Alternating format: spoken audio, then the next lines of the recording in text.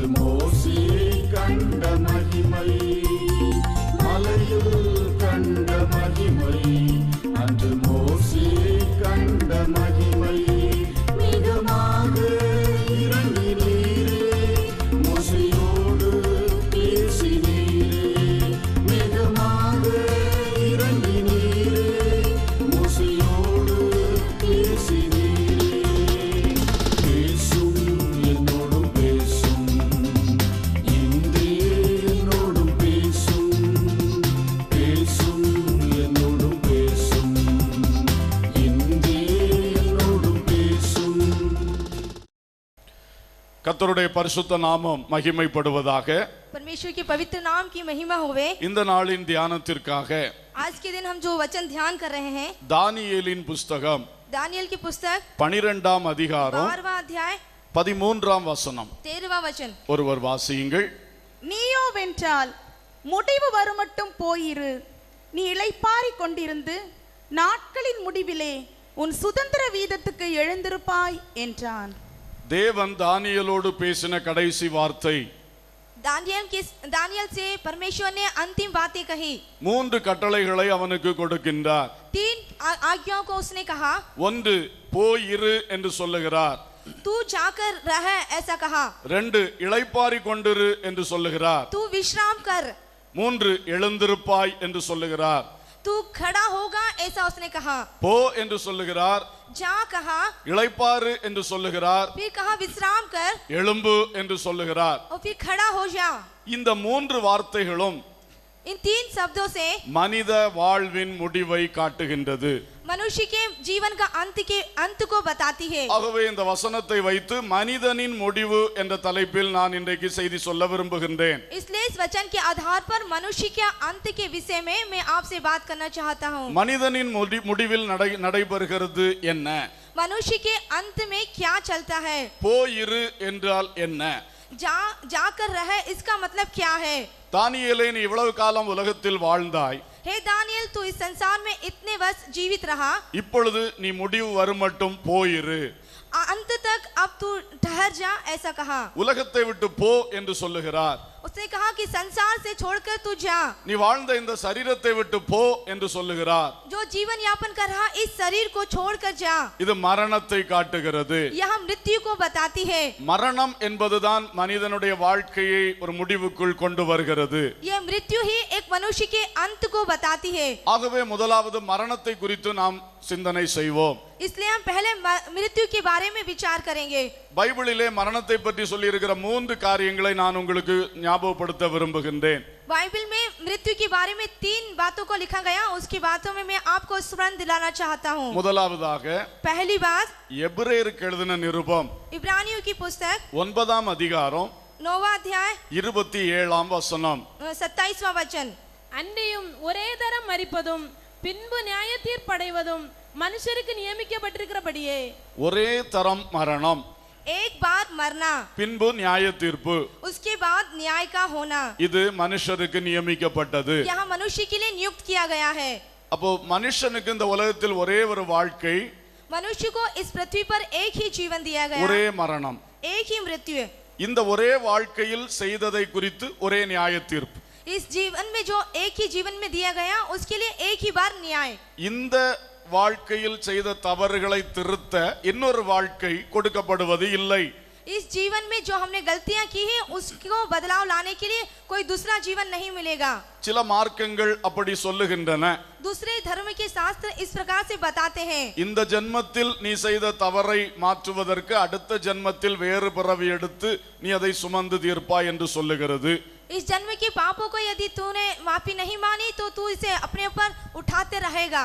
ஆனால் மனிதனை படைத்த தேவன் அப்படி ஒன்றை மனிதனுக்கு வைக்கவே இல்லை.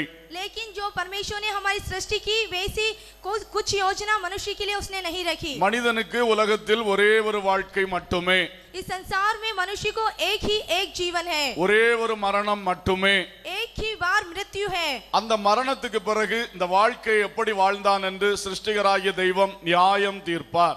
इस मृत्यु के बाद वह क्या करेगा? इस व्यक्ति का न्याय करेगा। ஏன் மனுஷனுக்கு மட்டும் நியாய தீர்ப்பு? क्यों मनुष्य का केवल न्याय होना चाहिए, மிருகங்களுக்கு கிடையாது, பறவைகளுக்கு கிடையாது? पशु और पक्षियों का नहीं होता? ஏனென்றால் அவைகளுக்குள் ஆத்துமாவை தேவன் வைக்கவில்லை. क्योंकि उनके अंदर परमेश्वर ने प्राण को नहीं रखा, அவைகளுக்கு ஒரு நித்திய வாழ்வை தேவன் கொடுக்கவும் இல்லை. परमेश्वर ने उनको अनंत जीवन भी नहीं दिया. அவைகள் உலகத்திலே மனிதனுக்காக வேண்டி படைக்கப்பட்டன. वो सब मनुष्य के संसार में मनुष्य के लिए बनाई गई है, மற்றபடி அவைகளால் விசேஷம் ஒன்றுமில்லை. उनके द्वारा कोई दूसरी विशेषता नहीं. மனிதனோ தேவனுக்கென்று படைக்கப்பட்டான். मनुष्य जो है वो परमेश्वर के लिए रचा गया, தேவ சாயலாக படைக்கப்பட்டான். परमेश्वर के स्वरूप में रचा गया, தேவனோடு வாழுவதற்கென்று படைக்கப்பட்டான். परमेश्वर के साथ रहने के लिए वो रचा गया, தேவனோடு ஐக்கியம் கொண்டு வாழ்வதற்கென்று உருவாக்கப்பட்டான். परमेश्वर के साथ सहभागिता रखने के लिए वो रचा गया. மனிதனுக்கு உலக வாழ்க்கை ஒரு ஆயத்த வாழ்க்கை. जो मनुष्य का जीवन है वो एक तैयारी का जीवन है. பரலோகத்தில் சென்று தேவனோடு வாழ்வதற்கு இவ்வுலகத்தில் ஆயத்தமாக வேண்டும். स्वर्ग में जाकर परमेश्वर के साथ रहने के लिए इस संसार में एक तैयारी का जीवन. இந்த மகாபரிய தேவ திட்டத்தில் தான் மனிதன் உண்டாக்கப்பட்டான். इस बड़ी योजना के अनुसार ही मनुष्य का रचना की गई. எனவே மனிதன் இந்த உலக வாழ்க்கையை எப்படி வாழ்ந்தான் என்று தேவன் அவனை நியாயம் தீர்க்கிறார்.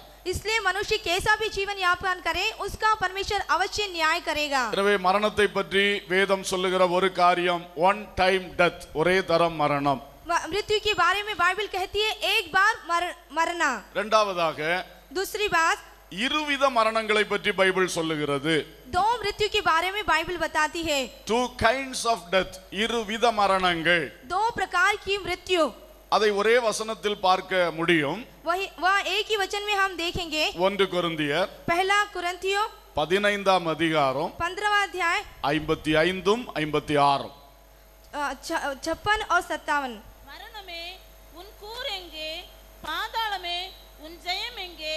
மரணத்தின் கூர் பாவம், பாவத்தின் பலன் நியாயப்பிரமாணம். மரணமே உன் கூர் எங்கே? हे मृत्यु तेरी जय कहाँ रही? மரணத்தின் கூர் பாவம். मृत्यु की जो डंक है वो है पाप.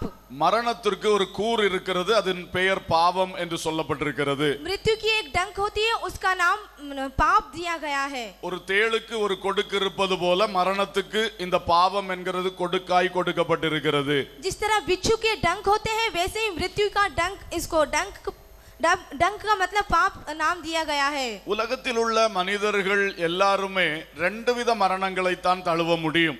इस संसार में सभी लोगों की दो मृत्युओं के बारे में हम देखते हैं. ஒன்று பாவத்தோடு மரணத்தை சந்திக்க முடியும். पहला वो है जो पाप के द्वारा वो हम मृत्यु को उसमें जीवन में आती है. அல்லது பாவம் இல்லாமல் மரணத்தை சந்திக்க முடியும். उसके अलावा पाप रहित मृत्यु की. இந்த ரெண்டு வித்தியாசம் தான் மரணத்திலே மனிதனுக்கு இருக்கிறது. इस दो अंतर को मृत्यु में है. பாவத்தோடு மரிக்கிறாயா? क्या पाप में मरते हो? பாவம் இல்லாமல் மரிக்கிறாயா? क्या पाप रहित मरते हो? இருவித மரணங்கள். ये दो तरह की मृत्यु. எல்லாரும் பிறக்கும் பொழுது பாவத்தோடு தான் பிறக்கிறோம். जब सभी जन्म लेते हैं वो पाप के साथ जन्म लेते हैं. அதில் எந்த சந்தேகமும் இல்லை. इसमें कोई संदेह की बात नहीं. என் தாய் என்னை பாவத்தில் கற்பந்தரித்தாள் என்று சங்கீதம் 51:5 சொல்லுகிறது. भजन का लिखने वाला कहता है कि मेरी माँ ने पाप के साथ मुझे जन्म दिया. இதோ நான் துர்க்குணத்தில் உருவானேன் என்று அந்த வசனம் தெளிவாய் சொல்லுகிறது. ओ मैं अधर्म के साथ जन्म लिया, ऐसा कहा है. எந்த மனிதனும் பிறக்கும் பொழுதே துர்க்குணத்தோடும் பாவத்தோடும் தான் பிறக்கிறான். कोई भी मनुष्य की उत्पत्ति जब वो जन्म लेता है तो वो पाप के साथ ही जन्म लेता है. ஆகவே அவன் மரிக்கும் பொழுதும் பாவத்தோடு மரிக்கிறான். इसलिए जब वो उसकी मृत्यु होती है तो वो पाप के साथ मरता है. ஆனால் இதற்கு இடைப்பட்ட வாழ்க்கையிலே, लेकिन इसके बीच के समयों में இந்த பாவம் இல்லாமையை பெற்றுக்கொள்ள ஒரு வாய்ப்பு மனிதனுக்கு இருக்கிறது. ये पाप से रहित एक अच्छा जीवन प्राप्त करना मनुष्य के लिए हैगा. அந்த பாவம் மன்னிக்கப்படுகின்ற ஒரு வாய்ப்பு அவனுக்கு தரப்படுகின்றது. इस पाप को माफी प्राप्त करने को उसको एक समय मिलता है. அதை அந்த வாய்ப்பை உருவாக்கும்படி இயேசு கிறிஸ்து என்ற தேவகுமாரன் பரலோகத்திலிருந்து பூலோகத்துக்கு வந்தார். उस अवसर को देने के लिए परमेश्वर का पुत्र स्वर्ग से नीचे पृथ्वी पर आया. மனிதர்களுடைய அனைத்து பாவங்களையும் தன்மேல் சுமந்தவராய் சிலுவையில் நமக்காக ஒரு தேவ ஆட்டுக்குட்டியாக பலியானார். मनुष्य के पापों को अपने पर उठाकर उस क्रूस पर वह बलिदान हुआ. அந்த சிலுவையினாலே இயேசு கிறிஸ்து நமது பாவங்களை மன்னிக்க வாய்ப்பை உண்டு பண்ணினார். उस क्रूस की मृत्यु के द्वारा हमारे लिए पापों की माफी का एक स्थान रखा उसने. இயேசு கிறிஸ்துவின் இரத்தம் சகல பாவங்களையும் நீக்கி நம்மை சுத்திகரிக்கும் என்று 1 யோவான் 1:7 சொல்லுகிறது. पहला यूहन्ना 1:7 में लिखा है कि प्रभु यीशु मसीह का लहू सारे पापों से हमें शुद्ध करता है. எனவே இந்த இயேசுவுக்கு நேராய் வந்து அவரை விசுவாசித்து அவரிடத்திலிருந்து பாவ மன்னிப்பை பெற்றுக்கொண்டால் பாவமில்லாத வாழ்க்கை வாழலாம். इसलिए हम जब प्रभु यीशु मसीह के पास आते हैं तो पापों से माफी पाकर पापों से रहित जीवन हम जी सकते हैं. பாவம் மன்னிக்கப்பட்ட வாழ்க்கை, पापों से माफी का एक जीवन. தேவனுக்கு முன்பாக அதன் பின்பு நாம் பாவி அல்ல. और परमेश्वर के पास इसके बाद हम पापी नहीं कहलाएंगे. பாவியாய் பிறந்தோம், हम पाप के साथ जन्मे हैं. இயேசுவின் இரத்தத்தால் மீட்கப்பட்டோம், यीशु के लहू के द्वारा छुड़ाए गए. பாவ மன்னிப்பை அடைந்தோம். पापों की क्षमा हमने प्राप्त की. ஆகவே இனி நாம் பாவி அல்ல. इसलिए हम पापी नहीं. இப்படி பாவ மன்னிப்பை பெற்றவர்கள், इस तरह से पापों की माफी पाने वाले, கிறிஸ்துவின் இரத்தத்தால் பரிசுத்தமாக்கப்பட்டவர்கள், प्रभु यीशु मसीह के लहू से पवित्र किए गए, மரிக்கும் பொழுது जब वो मरते हैं பாவம் இல்லாத மரணத்தை சந்திக்கிறார்கள். वो पाप से रहित एक मृत्यु को वह पाते हैं. நீ பாவியாக மரிக்க வேண்டியது இருக்கிறது. तू पाप के साथ मरना चाहिए. இயேசுவை விசுவாசித்து பாவ மன்னிப்பை பெற்றால் பாவம் இல்லாமல் மரிக்கும் வாய்ப்பு கிடைக்கும். यीशु को विश्वास करके पापों से माफी मान के तुझे एक पापों से रहित जीवन प्राप्त होगा. இந்த பாவத்தோடு மரிக்கும் வாழ்க்கை வேதனை உள்ளது. ये पाप के साथ मरने का जीवन एक बहुत ही दर्दनीय जीवन है. ஒரு கொடுக்கு உள்ள தேள் கொட்டினால் எவ்வளவு வேதனை உண்டாகும். जिस तरह से बिच्छू का डंक जब डसता है तो वो कितनी तरह वेदना को उत्पन्न करता है. அதே போலதான் பாவத்தோடு கூடிய மரணம் உடனே வேதனையை உண்டாக்குகிறது. वैसे ही यदि हम पाप के साथ मरे तो वो बहुत ही वेदनादायक है. அந்த சரீரத்திலிருந்து அந்த ஆவி பிரியும் பொழுதே கடுமையான வேதனை அவர்கள் அனுபவிப்பார்கள். जब शरीर से वो प्राण आत्मा बाहर जाता है तो वो बहुत ही वेदना का एक समय होता है. இவ்வளவு காலம் வாழ்ந்த சரீரத்தை விட்டு ஆவி பிரியும் பொழுது அங்கலாய்ப்பு ஏற்படும். जब इतने साल संसार में जीवित रहकर वह प्राण जब एक शरीर से जुदा होता है तो बहुत ही उसकी झड़पड़ाहट वहां पर देखने को मिलती है. எங்கு போகிறேன் என்று தெரியாத அங்கலாய்ப்பு, कहां पर जा रहा है यह ना जानने वाला एक हिचकिचाहट. அவருடைய வாழ்வில் இருந்த பாவத்தின் காரணமாய் பிசாசு கூட்டங்கள் வந்து அவர்களை இழுத்து செல்லும். उसके जीवन में जो पाप है उसके कारण शैतान उसको अपनी ओर खींच कर लेके जाते हैं. அவர்கள் உதவியற்றவர்களாய் போவார்கள். उनकी सहायता किसी प्रकार से नहीं हो सकती. உலகத்தின் நினைவுகள் வாட்டும், वो जो भी संसार की उसके विचार है उसको घुटने लगते हैं. அன்புக்குரியவர்களின் கதறல் வாட்டும், और जो उसे प्रेम करते हैं सभी उनकी दुहाई उसे बहुत ही घुटना में लेकर आती है. வாழ்க்கையில் செய்து முடிக்காத பல காரியங்கள் சிந்தனை வாட்டும். जो संसार में रहकर उसने नहीं कर पाया उस कार्य को उसके अंदर दुख का आता है. அந்த வேதனை மகா கடுமையானது. वह जो वेदनादायक बहुत ही भयंकर है. அன்று தொடங்கும் வேதனைக்கு பிறகு முடிவே கிடையாது. उस प्रकार की वेदनाओं का किसी प्रकार का अंत नहीं. இதுதான் பாவத்தோடு கூடின மரணம். यही है पाप के साथ मृत्यु. மகா பயங்கரமானது. यह बहुत भयंकर है. ஒருவருக்கும் வரவே கூடாது. किसी भी प्रकार से किसी को नहीं आना चाहिए. மறுபக்கம் दूसरी तरफ பாவம் இல்லாத மரணத்தை சந்திக்கும் போது पाप से रहित एक मृत्यु को यदि हम पाएं, இயேசுவின் இரத்த கோட்டைக்குள் இருக்கிறார்கள். वह प्रभु यीशु मसीह के लहू के घेरे में है. தேவ தூதர்களுடைய ஊழியம் அவர்களுக்கு உண்டு. परमेश्वर के स्वर्गदूतों की सेवा उसे प्राप्त होती है. அவர்கள் சமாதானத்துக்குள் பிரவேசிக்கிறார்கள். और शांति के साथ प्रवेश करते हैं. அவருடைய ஆவிக்கு நல்ல தைரியம் இருக்கிறது. उनकी आत्मा को एक अच्छा हियाव प्राप्त होता है. அவருடைய ஆவி இந்த கூடை விட்டு பிரிக்கப்படும் பொழுது இதை விட அதிக சமாதானமுள்ள இடத்துக்கு போகிறதுனால் அவர்களுக்கு கஷ்டமே இல்லை. उनका आत्मा इस घर से दूसरे प्रवेश करने के लिए होता है, इसलिए उनकी आत्मा में किसी प्रकार की कुछ वेदना नहीं. அவர்கள் பரதீசை குறித்தெல்லாம் கேட்டிருப்பார்கள், ஆனால் அன்றைக்கு அந்த ருசியை அனுபவிக்கும் போது சந்தோஷம் அவர்களுக்கு பெருக்கெடுக்கும். उन दिनों में यदि उन्होंने परदेश के बारे में सुन लिया होगा, लेकिन उस परदेश को सुनते साथ उनके जीवन में एक आनंद का अनुभव होगा. தூதர்களுடைய அருமையான பாதுகாவலோடு அழைத்து செல்லப்படுவார்கள். वह दूतों की अच्छी सहायता के द्वारा वह दफनाए गए. இயேசுவின் நேரடி பிரசன்னத்துக்குள் அவர்கள் இருப்பார்கள். परमेश्वर की उपस्थिति में वह गाड़े गए. அதனால இதைவிட மேலான இடத்துக்கு அவர்கள் போகிறார்கள். इसलिए वह इससे भी बढ़कर एक बड़ी स्थान को वो जा रहे हैं. அவ்வளவு சமாதானம், அவ்வளவு சந்தோஷம். उतना ही शांति और क्या ही आनंद। அன்று தொடங்குகிற சமாதானத்துக்கும் சந்தோஷத்துக்கும் முடிவே இருக்காது. उस समय जो शांति और आनंद प्रारंभ हो रहा है उसका कोई अंत नहीं। அல்லேலூயா. அல்லேலூயா. இதுதான் பாவமில்லாத மரணம். यही है पाप से रहित एक मृत्यु। இருவித மரணங்கள் தான் உலகத்தில் மனிதனுக்கு உண்டு. दो ही प्रकार की मृत्यु एक मनुष्य की होती है। யாரெல்லாம் இயேசுவின் இரத்தத்தால் பாவமற கழுவப்படவில்லையோ, जो प्रभु यीशु मसीह के लहू से नहीं धुले गए, இன்றைக்கு இயேசுவுக்கு ஒப்புக்கொடுங்கள். आज ही अब अपने आप को प्रभु यीशु मसीह के हाथों में अर्पण करें। ஆத்தும ரட்சிப்பை பெற்றுக்கொள்ளுங்கள். आत्मा उद्धार प्राप्त कर लीजिए। பாவ மன்னிப்பை பெற்றுக்கொள்ளுங்கள். पापों की माफी प्राप्त कीजिए। அப்ப மரணத்தை பற்றி கவலைப்படாம வாழலாம். उस समय आप मृत्यु के डर से रहित जीवन जिएंगे। மூன்றாவதாக तीसरी बात, 3 மரணங்களை குறித்து பைபிள் சொல்லுகிறது. 3 मृत्यु के बारे में बाइबल कहती है। 3 deaths, 3 மரணங்கள். 3 मृत्यु। ஒன்று எபேசியர் 2:1 இருக்கிறது.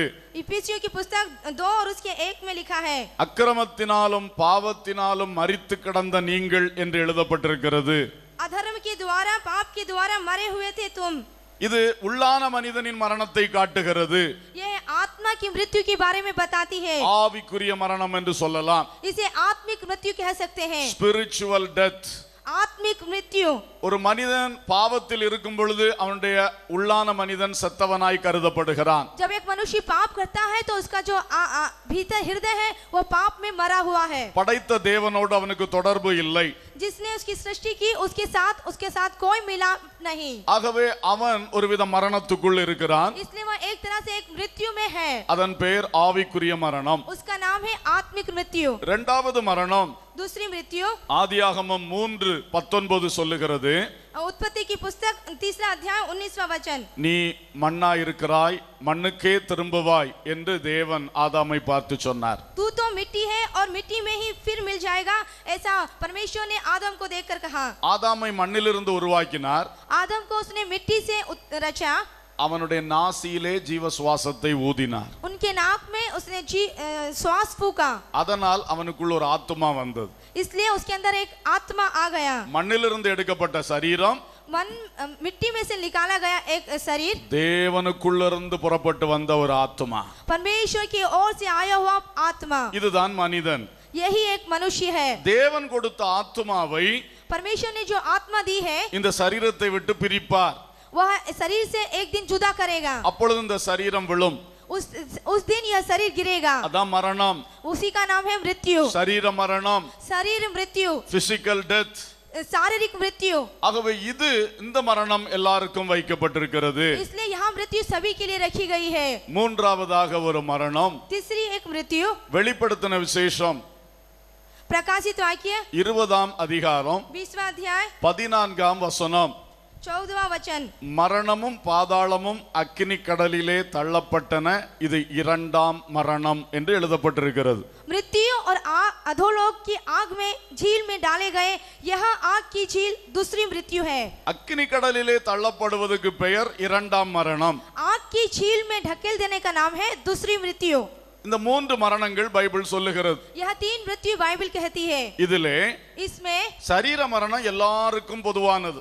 जो शारीरिक मृत्यु है वो सभी को आम तौर से होती है। பவுலும் மரித்தார், பேதுருவும் மரித்தார், पौलुस भी मरा और पतरस भी मरा, பாவிகளும் மரிக்கிறார்கள். और पापी लोग भी मरते हैं। ஆனால் அந்த முதலாவது சொன்ன ஆவிக்குரிய மரணம், लेकिन जो मैं पहले कहा वो आत्मिक मृत्यु பாவ மன்னிப்பை பெறாதவர்களுக்கு மட்டுமே உள்ளது. जो पाप से माफी नहीं मांगते उनके लिए केवल है। என்றைக்கு இயேசுவின் இரத்தத்தால் பாவ மன்னிப்பை பெற்றுக்கொண்டோமோ, आपने जब अपने पापों से प्रभु यीशु मसीह के द्वारा माफी मांग ली, அப்பொழுது ஆவிக்குரிய மரணத்தை ஜெயித்து விடுகிறோம். तब से आप एक आत्मिक मृत्यु को आप जय पा लेते हैं। உயிர்ப்பிக்கப்பட்டு விடுகிறோம். आप उसमें से जी उठते हैं। ஆவிக்குரிய ஜீவன் உள்ளான மனிதனில் ஜீவன் வந்து விடுகிறது. आपके हृदय में, आपके अंतरंग में एक नया जीवन उत्पन्न होता है। ஆவிக்குரிய மரணத்தை ஜெயிக்கலாம். आप आत्मिक मृत्यु को जीत सकते हैं। அதை ஜெயித்த உடனே उसको जीतने के बाद 2ஆம் மரணத்தையும் ஜெயித்து விடுகிறோம். आप दूसरी मृत्यु को भी जीत सकते हैं। இயேசுவின் இரத்தத்தால் மீட்கப்பட்டவர்களை प्रभु यीशु मसीह के लहू से छुड़ाए हुए 2ஆம் மரணம் பிடிக்க முடியாது. उनको इस दूसरी मृत्यु की कोई हक नहीं होगा। அந்த ஆத்மா அக்கினி கடலுக்கு போகாது. वह आत्मा उस आग की झील में नहीं जाएगी। ஆகவே ரட்சிக்கப்பட்ட பிள்ளைகள் இந்த ரெண்டு மரணங்களை ஜெயிக்கிறோம். इसलिए उद्धार पाए हुए व्यक्ति इस दो मृत्यु से जय प्राप्त कर सकते हैं। ரட்சிக்கப்பட்ட ஒவ்வொருவரும் जो उद्धार पाए हुए हर एक ஆவிக்குரிய மரணத்தை ஜெயித்து விட்டீர்கள். आत्मिक मृत्यु से आपने जय प्राप्त की है। அந்த இரண்டாம் மரணத்தையும் ஜெயித்து விட்டீர்கள். उस दूसरे मृत्यु से भी आपने जय प्राप्त की है। அல்லேலூயா. हालेलुया। இனி வந்தா ஒரே ஒரு மரணம் தான் வரும் நமக்கு. यदि हमारी मृत्यु होगी तो एक ही एक मृत्यु होगी। அது சரீர மரணம். वह है शारीरिक मृत्यु। அதுவும் பாவம் இல்லாத மரணம். वह भी पाप से रहित एक मृत्यु। கொடுக்கில்லாத தேள் கொட்டுவது போன்றது. और जिसका डंक नहीं होता है वैसी एक मृत्यु। அந்த மரணத்தில் வேதனை கிடையாது. उस मृत्यु में दुख नहीं होगा। சமாதானமே உண்டாகும். उसमें केवल शांति ही होगी। அல்லேலூயா. हालेलुया। எனவே இப்படி மரணங்கள் நமக்கு வைக்கப்பட்டிருக்கும் பொழுது इस तरह से हमें मृत्यु रखी है। மனிதனாய் வாழுகிற ஒவ்வொருவரும் இந்த நாட்களை பயன்படுத்த வேண்டும். हम जो मनुष्य हैं हम सभी को इन दिनों का अच्छा लाभ उठाना चाहिए। இயேசுவின் இரத்தத்தால் பாவமர கழுவப்பட்டு प्रभु यीशु मसीह के लहू से अपने पापों को धोकर கிறிஸ்துவுக்குள் வர வேண்டும். प्रभु ख्रिस्त यीशु में उसे जागना चाहिए। கிறிஸ்துவுக்குள் வந்துவிட்டால் यदि वह ख्रिस्त यीशु में आ जाए பயப்படவே வேண்டாம். उसको डरने की आवश्यकता नहीं। இந்த உலக வாழ்க்கையிலும் நாம் கிறிஸ்துவுக்குள் இருப்போம். इस संसार में भी हम मसीह में रहेंगे। மரணத்திலும் நாம் கிறிஸ்துவுக்குள் இருப்போம். और यदि हमें हमारी मृत्यु हो जाए तो भी हम मसीह में रहेंगे। நித்தியத்திலும் கிறிஸ்துவுக்குள்ளே இருப்போம். उस सनातन में भी हम यीशु मसीह के साथ रहेंगे। எப்போதும் கிறிஸ்துவுக்குள் நாம் இருப்பதால் यदि हम हमेशा प्रभु यीशु मसीह के साथ रहें மரணத்தை பற்றியோ நித்தியத்தை பற்றியோ பயப்பட அவசியமே இல்லை. इस मृत्यु के बारे में उस सनातन के बारे में हमें डरने की आवश्यकता नहीं। அல்லேலூயா. हालेलुया। ஒரு உதாரணத்தை சொல்லுகிறேன். एक उदाहरण कहता हूँ। அமெரிக்க தேசத்தில் இருக்கிற நயகரா ஃபால்ஸ்லே ஒரு பெண்மணி ஒரு சாகசம் படைத்தார்கள். जो अमेरिका देश के नायगरा एक क्षेत्र में जो एक झरना बहता है, அவர்கள் ஒரு பலூனுக்குள் உட்கார்ந்து கொண்டார்கள். एक जो स्त्री थी वो एक गुब्बारे में बैठ गई। அந்த பலூனை அந்த நதியிலே அப்படியே மிதக்க விட்டார்கள். उस जो गुब्बारे को उस नदी में ऐसे ही छोड़ दिया गया। அவள் நதியிலே அப்படியே மிதந்து வந்தார்கள். वो डूबते हुए नदी में वैसे ही आने लगी। அவர்கள் எல்லாம் பலூனுக்குள்ளே இருந்து வந்தார்கள். उस गुब्बारे के अंदर திடீரென்று அந்த செங்குத்தான உயரமான நயாகரா வீழ்ச்சியில் தொம் என்று விழுந்தார்கள். और अचानक उस झील में से उस झरने में से वो ऊपर से धम से गिरती है। அடுத்தது அந்த நதியிலே அப்படியே அந்த பலூன் கடந்து சென்றது. उस नदी में वो जो गुब्बारा है ऐसे ही जाते जाता है। இவர்கள் பலூனுக்குள் இருந்த காரணத்தினாலே ये गुब्बारे के अंदर रहती है, इसके कारण ஒரு சேதமும் இல்லை. उसको कोई नुकसान नहीं आया, ஒரு பயமும் இல்லை. कोई डर उसे नहीं आया। நயகரா பயங்கரமான நீர்வீழ்ச்சி. जो नयागरा है वो बहुत ही भयंकर एक झरना है। போட்ல அப்படியே கொண்டு போய் காட்டுவார்கள். जब बोट में हमें ले जाकर दिखाया जाता है, கொஞ்சம் தூர் அருகிலே போகும்பொழுதே நமக்கு இருக்க முடியாது, அவ்வளவு பயம் உண்டாகும். यदि उसके निकट जाए तो हमें बहुत अंदर डर आ जाएगा, उसके पास नहीं जा सकते। நான்லாம் அப்படியே கண்ணை மூடிக்கொண்டேன். और मैंने आंखें बंद कर ली। பார்த்தா கடைசியில பார்த்தா நம்ம பக்கத்துல கூட போகல. और मैंने देखा कि उसके निकट भी मैं नहीं गया। அவ்வளவு செங்குத்தாய் பாயும். ओ इस तरह से भयंकर रूप से बहता है। அதோட ஸ்ப்ரே தான் ரொம்ப தூரத்துக்கு அடிக்கும். उसकी जो छींटे हैं बहुत दूर तक गिरते हैं। அந்த ஸ்ப்ரே கண்டே நம்ம கண்ணை மூடிட்டு இருக்கோம். उसकी जो छींटे देख के ही हम अपनी आंखें बंद कर लेंगे। அதுல விழுந்தா எவ்வளவு பயங்கரம். यदि हम उसमें गिरे तो कितना भयंकर होगा। இவ்வளவு பயங்கரத்துக்குள் அந்த அம்மா வந்த பொழுதும் इतनी भयंकर स्थिति में वो स्त्री आने पर பலூனுக்குள்ள இருந்ததுனால वो गुब्बारे में होने के कारण ஒரு பயமும் இல்லை, ஒரு பாதிப்பும் இல்லை. उसको कोई डर नहीं, कोई नुकसान नहीं। இதே மாதிரி தான் நம்ம கிறிஸ்துவுக்குள் வர வேண்டும். इसी तरह से हमें मसीह में आना இந்த चाहिए। கிறிஸ்துவாகிய பலூனுக்குள்ள ஏறிட்டோம்னா यदि मसीह रूपी गुब्बारे में हम बैठ जाएं, இந்த உலக வாழ்க்கையிலும் பயம் இல்லை.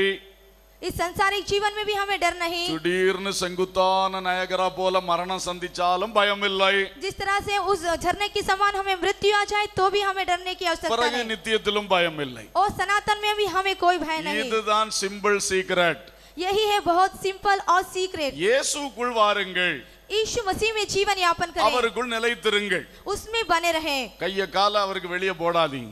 अपने हाथों और पैरों को उससे बाहर ना निकालें। அவருக்கு பயந்து அவருக்குள்ள கரெக்டா நின்றால் போதும். उससे डर करके उसके साथ रहना ही बहुत है। ஒரு பயமும் இல்லை. किसी प्रकार की कोई डरने की आवश्यकता नहीं। அல்லேலூயா. हालेलुया। இதுதான் விஷயம். यही एक विषय है। கிறிஸ்துவுக்குள் வந்தால் மரண பயம் இல்லை. यदि आप मसीह में हैं तो आपको मृत्यु का भय नहीं। கிறிஸ்துவுக்குள் வந்தால் நித்தியத்தை குறித்து பயம் இல்லை. यदि आप मसीह में हैं तो आपको सनातन के विषय में कोई डर नहीं। ஏனென்றால் ஒரு மரணம் என்று எடுத்துக்கொள்ளுங்கள், ये क्योंकि यदि आप एक मृत्यु को ले लें, அந்த ஆத்மா தனியாகத்தான் புறப்பட வேண்டும். उस आत्मा को अकेले ही जाना होगा। அந்த கடைசி வரைக்கும் சொந்தக்காரங்க பக்கத்துல இருப்பாங்க. अंतिम तक के उसके रिश्तेदार उसके साथ होंगे। ஒப்பாரி வைப்பார்கள். वो रोकर उसके लिए दुहाई देंगे। தேவ பிள்ளைகள்னா ஒப்பாரிக்கு பதில் நல்ல பாட்டு அந்நிய பாஷை எல்லாம் பேசுவார்கள். यदि वो परमेश्वर के बच्चे हैं तो वह अच्छे गीत गाएंगे, अन्य भाषा बात அது करेंगे। அவங்களுக்கு கொஞ்சம் கூட பலமா இருக்கும். उन सभी को वह और भी ज्यादा हिम्मत देगी। அரகுற தேவ பிள்ளைகள்லாம் ஒப்பாரி வச்சு சோற பண்ணுவார்கள்.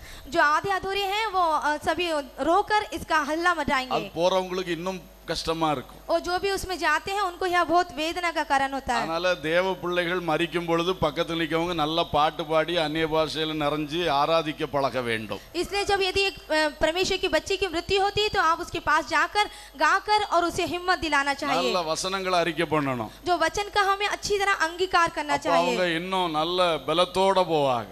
और भी ज्यादा वो हिम्मत पाएंगे சந்தோஷமா போவாங்க. और आनंद के साथ जाएंगे। அல்லேலூயா. हालेलुया। ஆமா, கர்த்தருக்கு ஸ்தோத்திரம். இப்படி அங்க போகும்பொழுது யாருனாலும் அப்புறம் மனுஷ உதவி அவங்களுக்கு கிடைக்காது.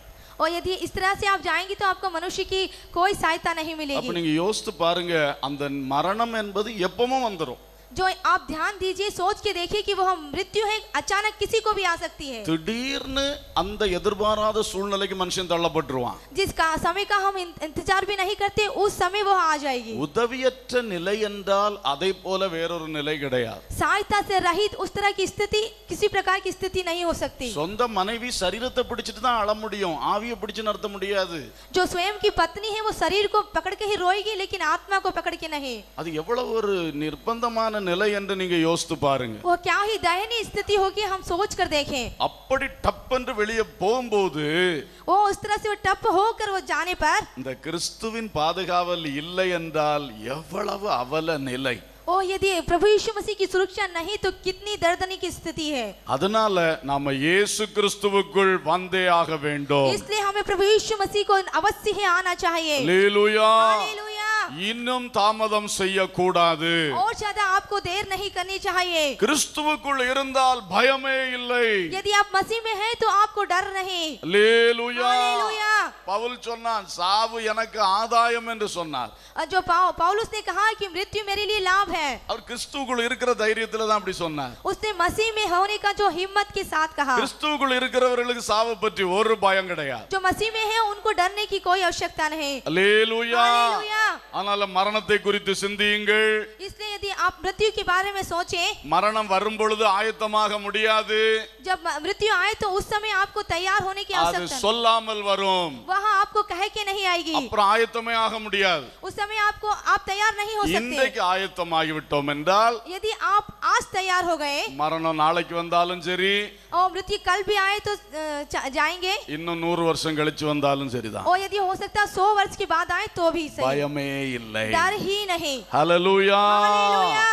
கட்டின வீடும் நிலம் பொருளும் கண்டிடும் உற்றார் உறவினரும், கட்டின வீடும் நிலம் பொருளும் கண்டிடும் உற்றார் உறவினரும், கூடுவிட்டு உன் ஆவி போனார் கூட உன்னோடு வருவதில்லை.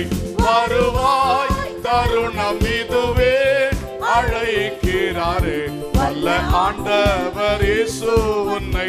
வருவாய், தருணம் இதுவே, அழைக்கிறாரே வல்ல ஆண்டவர் இயேசு உன்னை. அழகு மாயை அழிந்திடுமே, அதை நம்பாதே. அழகு மாயை அதை நம்பாதே. மரணம் ஓர் நாள் சந்திக்குமே, மறவாதே உன். வருவாய், தருணம் இதுவே, அழைக்கிறாரே வல்ல ஆண்டவர் இயேசு உன்னை. வருவாய், தருணம் இதுவே, அழை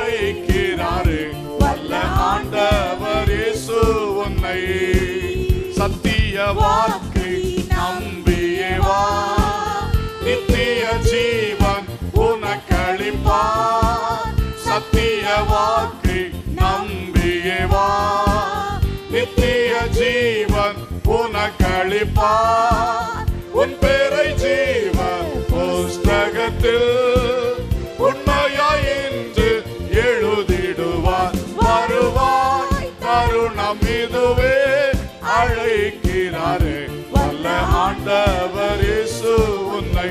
வருவாய் தருணம் இதுவே அழைக்கிறாரே வல்ல ஆண்டவர் இயேசு உன்னை.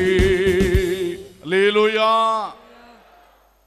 போயிரு என்று தானியேலை பார்த்து தேவன் சொன்னார். जाकर रह ऐसा परमेश्वर ने दानियेल को कहा. ஒரு மனிதனுடைய கடைசியில் அவனுக்கு வருகிற மரணத்தை அது காட்டுகிறது. जो मनुष्य को अंतिम में आती है मृत्यु को बताती है. இரண்டாவது சொன்னார் நீ இளைப்பாறிக் கொண்டிரு. दूसरा उसने कहा कि तू विश्राम कर.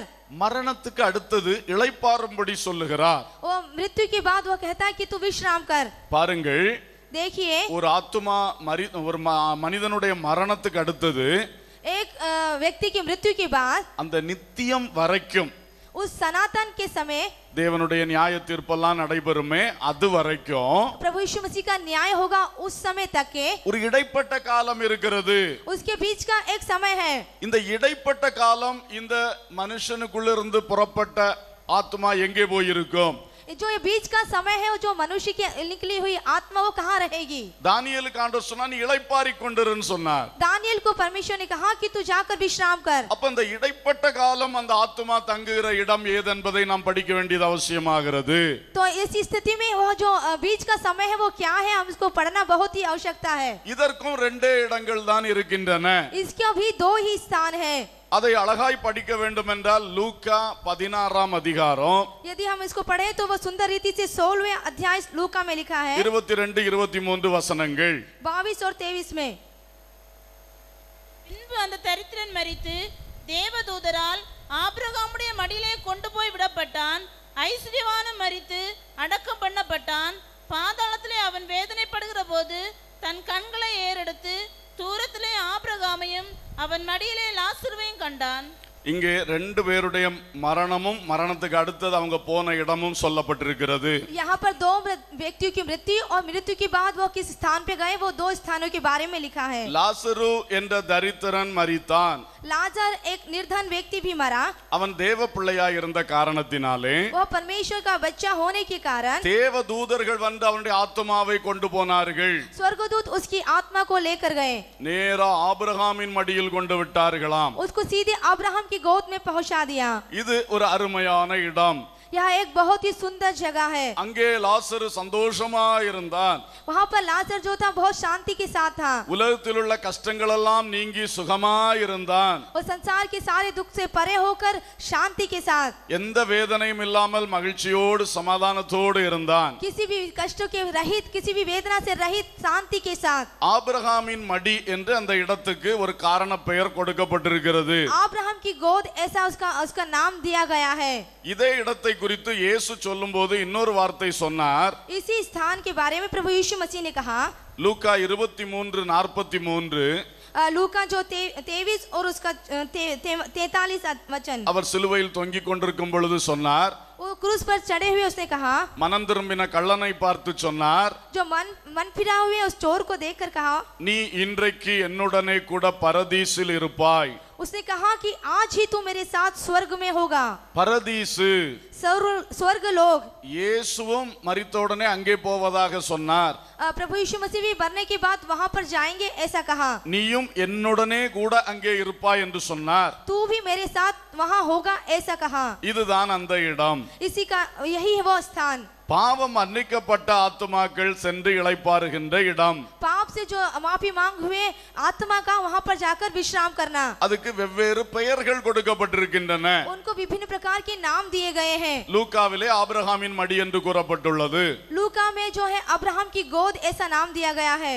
ஏசாயா 57:2 ऐसा की पुस्तक उसका 57वां अध्याय और 7वें वचन में நேர்மையாய் நடந்தவர்கள் சமாதானத்துக்குள் பிரவேசித்து தங்கள் படுக்கைகளில் இளைப்பாறுகிறார்கள் என்று கூறப்பட்டுள்ளது. जो सीधे चलते हैं वो शांति के साथ परमेश्वर की गोद में जाते हैं ऐसा लिखा है. அதை வைத்துதான் இளைப்பாறுதலின் ஸ்தலம் என்று கூறுகிறோம். इसी तरह से इस वचन को रखते ही विश्राम का स्थान ऐसा कहा है. ஆகவே பரதீசு என்று சொல்லுகிற इसलिए जो परदेश कहा है இந்த ஆபிரகாமின் மடி ये जो अब्राहम की गोद அல்லது இளைப்பாறுதலின் ஸ்தலம், वह है विश्राम का करने का स्थान। இதுதான் தேவ பிள்ளைகளுடைய ஆத்துமாக்கள் தங்கும் இடம். यही है परमेश्वर के बच्चों को ठहरने वाली स्थान। பரிசுத்தவான்களுடைய ஆத்துமாக்கள் தங்கும் இடம், पवित्र लोगों और भक्तों की ठहरने का स्थान। அங்கே இளைப்பாறுதல். वहाँ पर विश्राम है। உலகத்தில் உள்ள எந்த வேதனையும் கிடையாது. संसार की कोई प्रकार की कोई वेदना नहीं। சரீரத்துக்கோ மனசுக்கோ ஒரு துக்கம் கிடையாது. शरीर को और अपने मन को किसी प्रकार की कोई वेदना नहीं। அவள் ஆறுதல் அடைவார்கள், वहाँ पर वो शांति पाएंगे, சந்தோஷமும் சமாதானம் பெறுவார்கள். वो शांति और आनंद पाएंगे। லாசரு தேற்றப்பட்டான் என்று சொல்லி இருக்கிறது. जो लाजर था वो शांति पाया, ऐसा लिखा है। ஹல்லேலூயா. हालेलुया। இப்படிப்பட்ட ஒரு அருமையான இடத்தை கர்த்தர் நமக்கு வைத்திருக்கிறார். इतनी अच्छी स्थान को परमेश्वर ने हमारे लिए रखा है। ஆகவே தான் நான் உங்களுக்கு சொன்னேன், इसलिए मैंने कहा தேவ பிள்ளைகளுடைய ஆத்துமா சரீரத்தை விட்டு பிரியும் போது जब एक परमेश्वर की संतानों की मृत्यु और उसकी आत्मा उससे शरीर से जुदा होती है, இப்ப இருக்கிறத விட சமாதானமும் மகிமையான இடத்துக்கு போறதுனால சந்தோஷமா போறார்கள்.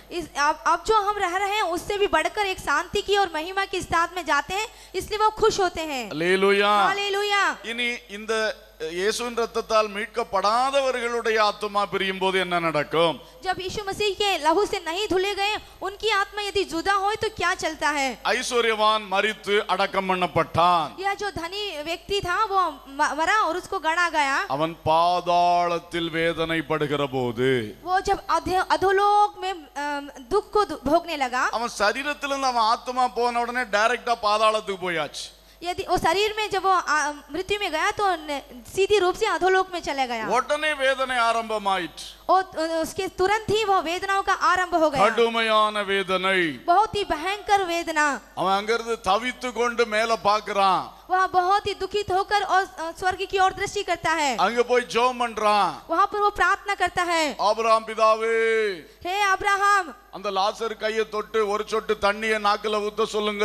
उस लाजर से कहा है कि अपनी उंगली का एक चुटकी पानी मेरे जीभ पर डाल। தகிக்கிறேன், वो मैं प्यासा हूँ, ஒரு சொட்டு தண்ணி கொடுங்க.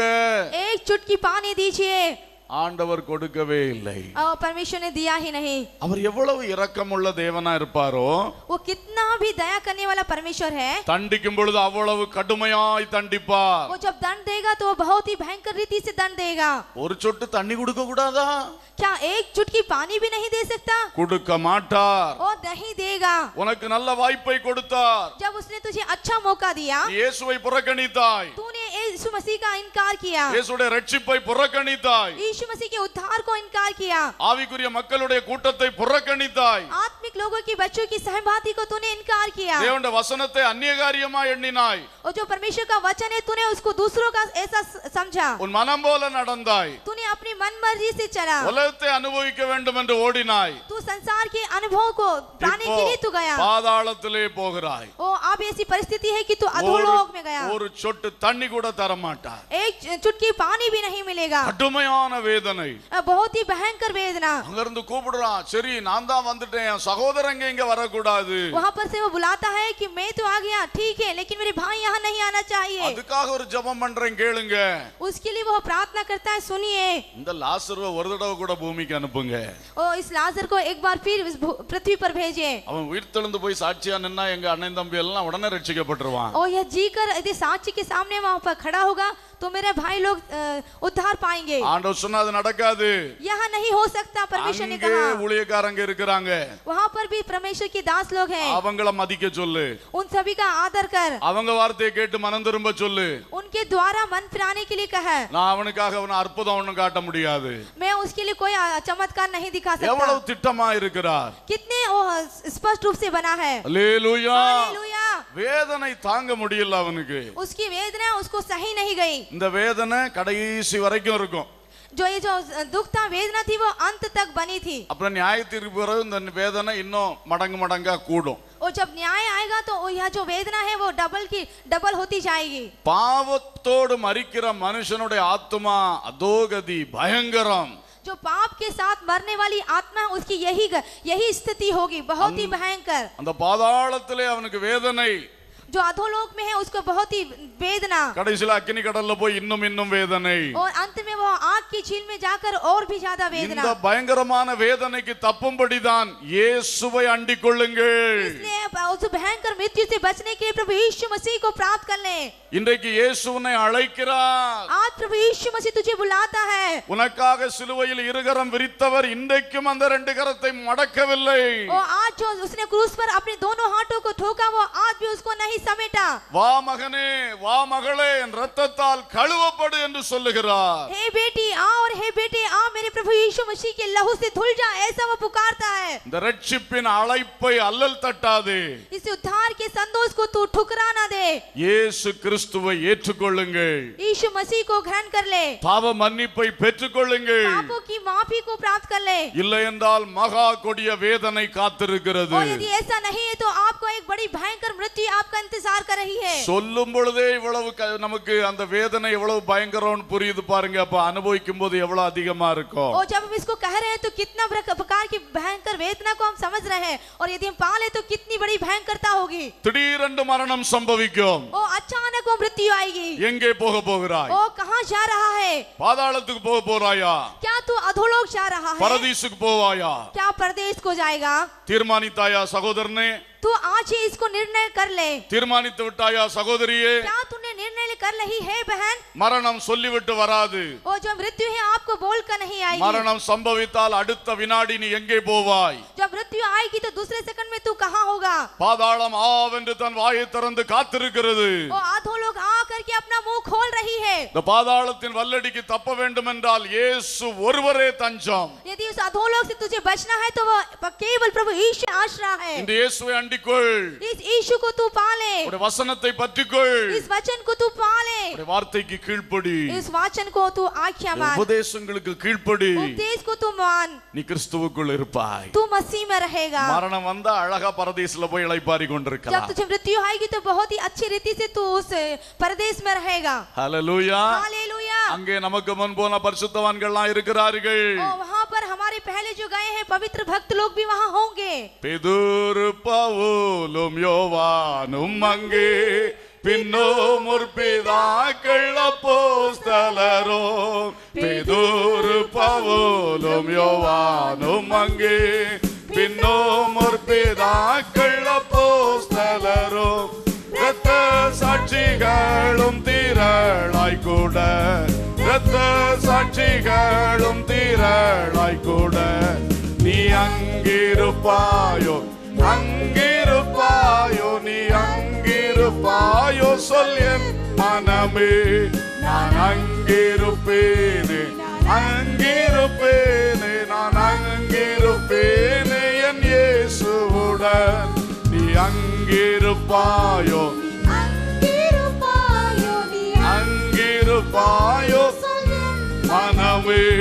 நான் அங்கிருப்பேனே என் இயேசுவுடன்.